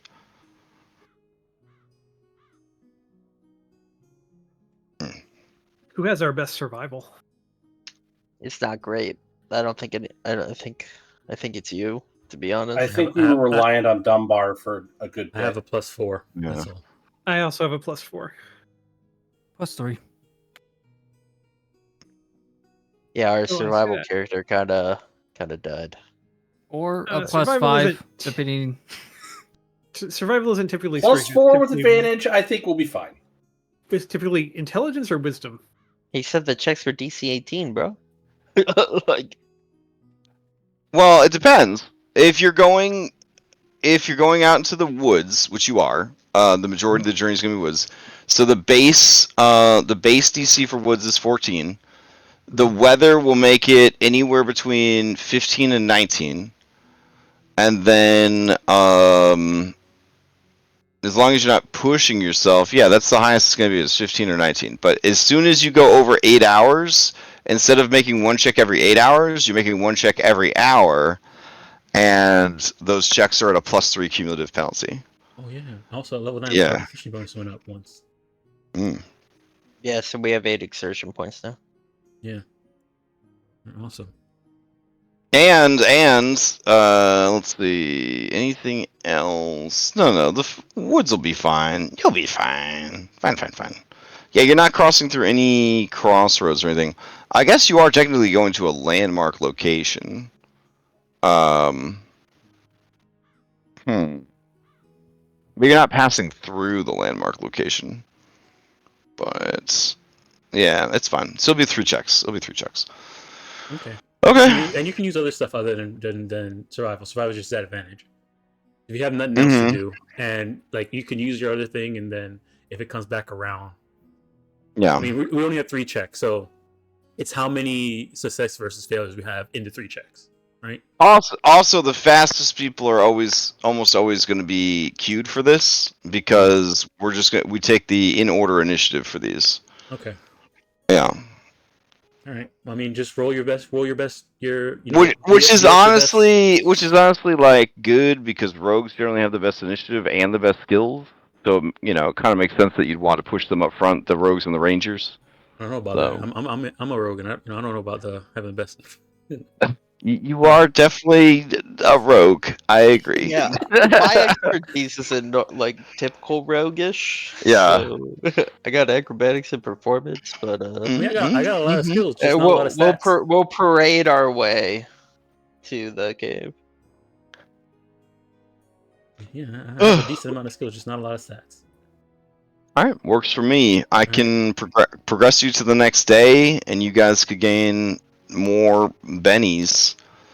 It is worth mentioning at this time, the Leo Jason mini game. All right, so I received word that these are the 3 most profound words that describe Leo. Straightforward, self-centered, and baffling. Okay. And then I was told that the 3 words that the most profound words to describe Jason was honor, confidence, and deliberate. Okay. So, if Leo is ever acting to Jason, or if Jason is ever acting to Leo, there is an opportunity / a requirement that one of them tries to wrest control from the other. Also, it's not something that they're both aware of, but it is the nature of souls in the D&D multiverse to not enjoy two things. One is cohabitation, and two is cloning. So there is definitely a very cyberpunk, sorry for any spoilers, kind of vibe here, where like one of them, Leo or Jason, will eventually devour the other. Kind of like being in a stew. Yeah, right. So one of them will come out as the dominant persona of this new individual, and maybe it'll be a little bit of Leo Jason, or maybe it'll be a little bit of Jason Leo, or maybe it'll be all Jason no Leo. That's going to be between Darby and the dice, essentially. Right now, Yeah. he's Leo Jason. Yeah. So Leo Jason. Now, this is also D&D, right? Relationships matter. Okay, so your character's relationships with these characters can also be impactful to how much strength they have over the body and each other. And while they are best friends, it is also kind of apparent that they are two ships passing in the night. They do not seem to be aware of or able to interact with each other. But there is a core desire to be whole again, and currently they are not. And this is just the desire of souls in D&D, is that they want to be the only version of themselves, hence the reason that clones really don't like each other, and why wizards try not to have too many clones activate at once, because it goes real bad. And then two souls in one body is always it's always a tough situation. It's always a tough situation. So that's kind of that's the meta of where he's at. Upon waking each day, you're just gonna flip a coin. The coin will be Jason-sided or Leo-sided, and that will be the dominant personality starting the day. There are triggers that you will discover, like for example, being forced to kind of look at himself and kind of see that he is not exactly who he thinks he is, right? There's going to be things like that would trigger a possible shift in personality.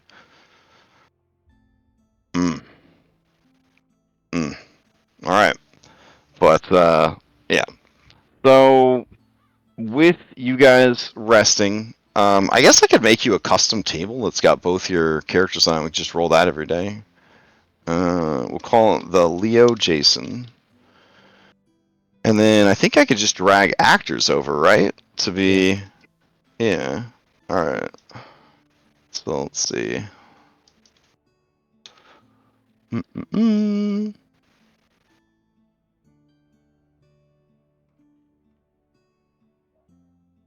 Cool. Alright. And then if I give you access to it, I think you can just pull it to the hotbar. Alright. The Leo Jason table, owned by Darby. There you go. Sweet.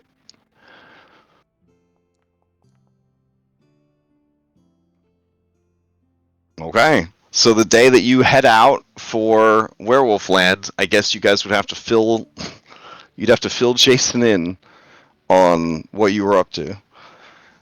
Oh man, Jason comes Jason, who the last thing he remembers is being shown a phone. Yeah, and then so you saw something on the phone, and now it's the next day, and you're getting ready to go hunt werewolves? ? Also, Minador is like now adopted by the.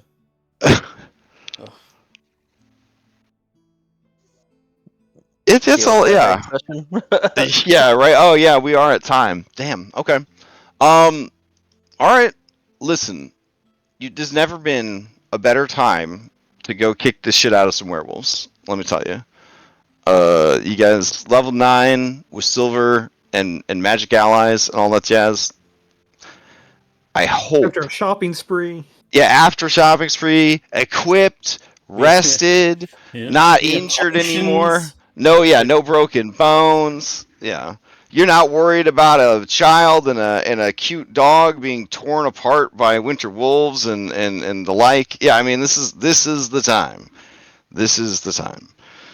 So, unless the knock on wood, unless the dice are so cruel, uh, this should be pretty cut and dry. 20 minutes, Morty, in and out, no problem.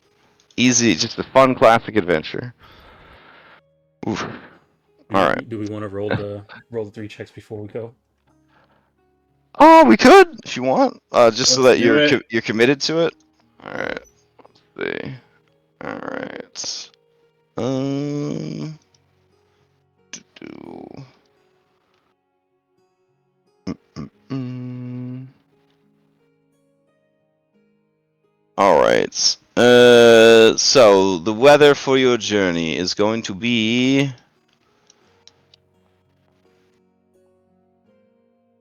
Oh, it's gonna be real fucking bad. So it's a +5. So I guess just a snowstorm, no big deal.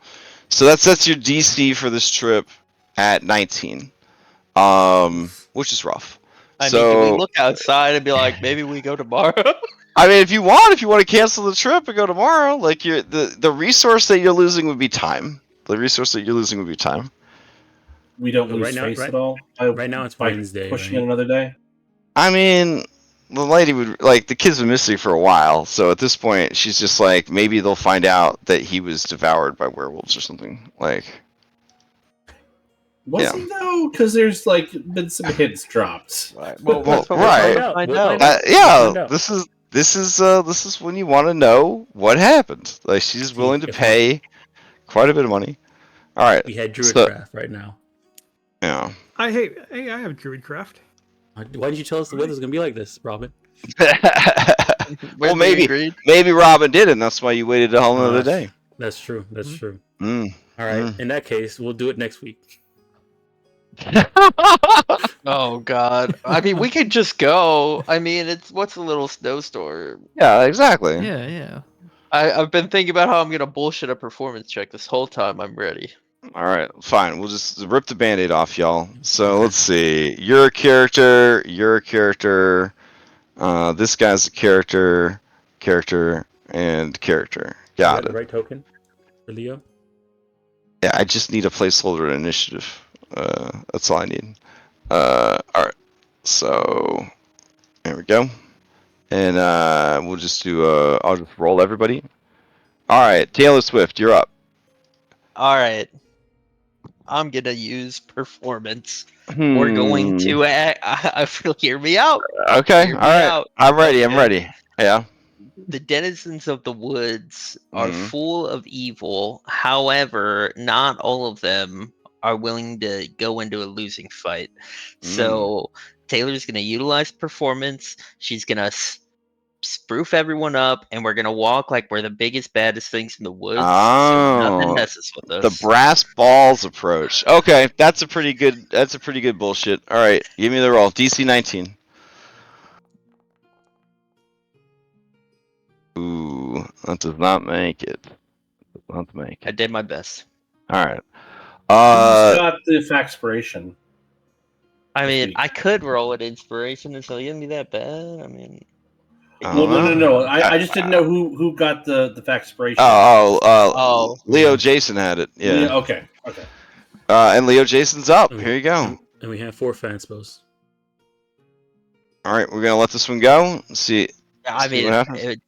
I'll re-roll it. I got inspiration. If you guys want. It's your call. If you want to do it, Yeah, if you want to, if you want to spend it on it. Okay. When you're making the death save and you wish you had that one inspiration, you'll remember this. Oh, yeah, it's still really bad.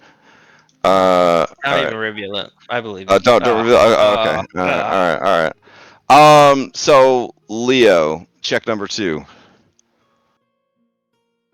Okay. Oh, sorry, Jason. Check Oh. number 2. Okay. We do Yeah. survival, don't we? Let's see here. Well, survival, there you you get to roll with advantage. All right, we do that. He's actually better than Leo at this.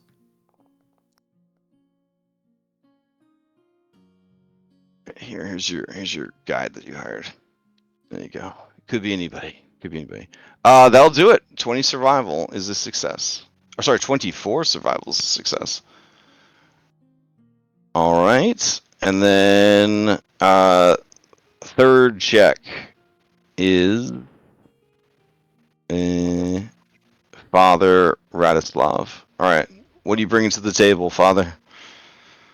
His keen eyesight. He will use perception. Perception. All right, keep an eye out for danger. Got it. Yes. All right.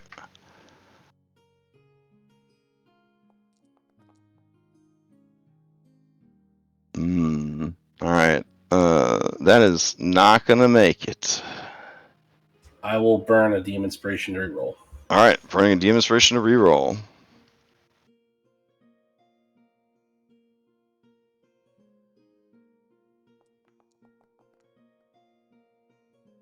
Oof. All right. Since you are just rerolling that first number, it is one lower the second time.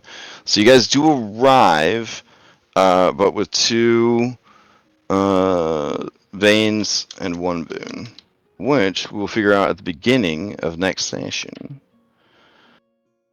All right. But you guys do make it to the werewolves, and you would get a lovely sticker for the werewolves. Let's see, because they have a gift shop. Here we go. Yeah, look at that. That's pretty cool. Oh, it's ripped. Yeah, I see. Oh, you got scratched up our werewolf. Oh man, there's blood on it and everything. Oh, so cool. Anyways, let's see. Where can we put that one? Right here? Oh, yeah, it works. Okay. Yeah, you guys have been around. You guys have been around. Nice. Okay. Announcements. Yes. There's a lot of things going on. The biggest announcement that I have is that this is a shameless plug for not D&D, but we've been playing a lot of Sea of Thieves. There was a recent update to the game. It's been out for 5 years. It's a big update to streamline a lot of the tedium of the game. So it might sound bad because like you're thinking about WoW Classic versus WoW Retail, and WoW Retail just being like a treadmill grind to get mounts. It doesn't have that. It doesn't feel like that. It doesn't feel like that. These feel like very smart and like well chosen quality of life improvements. That the core experience of the game remains open sandbox with no actual progression other than cosmetics, and just having fun. But like somehow the streamlining just gives you more of the good stuff and less of the bad stuff. So it's been very, very enjoyable. We have a guild. That means that it's shared progression and shared ships, and you can drop in, drop out on guild ships. It's a lot of fun. Anyways, there's a big community weekend, not this weekend, and I don't think it's like the 24th or some shit. Anyways, if you've never played the game before, it's free on Xbox and PC Game Pass.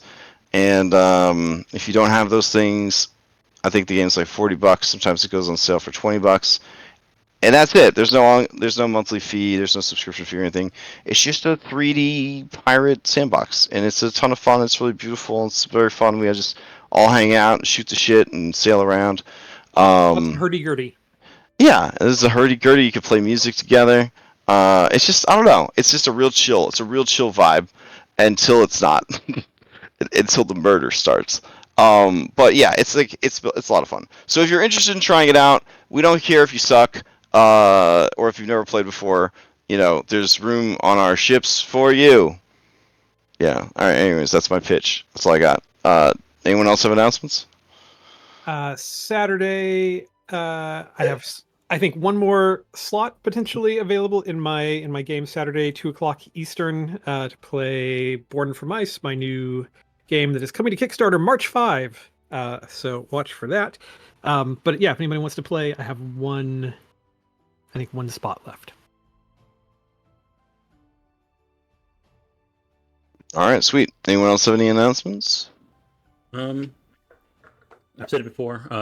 On the server, I posted up a game listing for Strength 1000. Still accepting application. Interested? Fine. Then in that case, we will adjourn and we will pick things up next week. Yeah.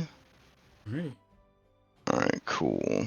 Oh, also here, I'll show you the werewolf den that looks like a werewolf skull, because it's actually pretty cute. I don't know. Isn't that cute? That's kind of cute. I don't know. That is one of the most 90s full motion video Right? right there. Yeah, I was pretty happy when I saw it. I was like, that's just the dumbest shit. I love that so much. Of course the werewolves live in a cave that looks like a wolf skull. Of course they do. Like Yeah. Tex Murphy needs to walk through there and do something. It seems a little short for a wolf skull. Listen, they're trying... Bro, it's a natural rock formation. Nobody carved that. It's just there. My bad. It's the wonder of the natural world. Makes you think of a lot. I'm sorry. I'm dissing Strahd because Strahd is the land. So I see. Okay. Yeah, I mean, how many major bad guy NPCs are you going to talk about their wiener size? You know what I'm saying? Like, shouldn't it be longer? Yeah, come on now. Listen, I made that mistake once, and I will lead into that mistake in that campaign. Yeah, and there's been a post-it note on my wall for 3 years. For 3 years, I've had to look at this post-it note so I would never forget the slight that was done to a certain Stormlord, so that I could keep that anger burning. For 3 years, I had to look at this penis joke. My parents came over to see my new office, and they were like, "You still got the penis joke posted." And I was like, "Could never forget." Yep, that's what it means. I'm glad I live rent-free in your head, Crash. Yeah, thanks. All right, hope everybody has a great weekend. Dom, are we doing a podcast tomorrow? We can, yeah. I'm not sure what we're talking about, but yeah, we can. Okay. We don't have to. Well, I for sure don't want to do one on Pirate Weekend because it starts at 7 p.m. and I want to be right there when the special weekend starts. Then we're not doing one. Well, I mean, tomorrow's not Pirate Weekend. We could do one tomorrow. I mean, that's usually when we do it tomorrow. Yeah, I'm saying the Friday of Pirate Weekend. I'm not going to do one. So I feel like we should do one. Oh yeah, next Friday I can't do one either. Well then we're going to be taking 2 fucking weeks off, bro. So we got to do one tomorrow. Okay, so we'll do one tomorrow. All right, I'll see you tomorrow. Good night, everybody. All right. Night. Thanks for the game. Goodbye, everyone.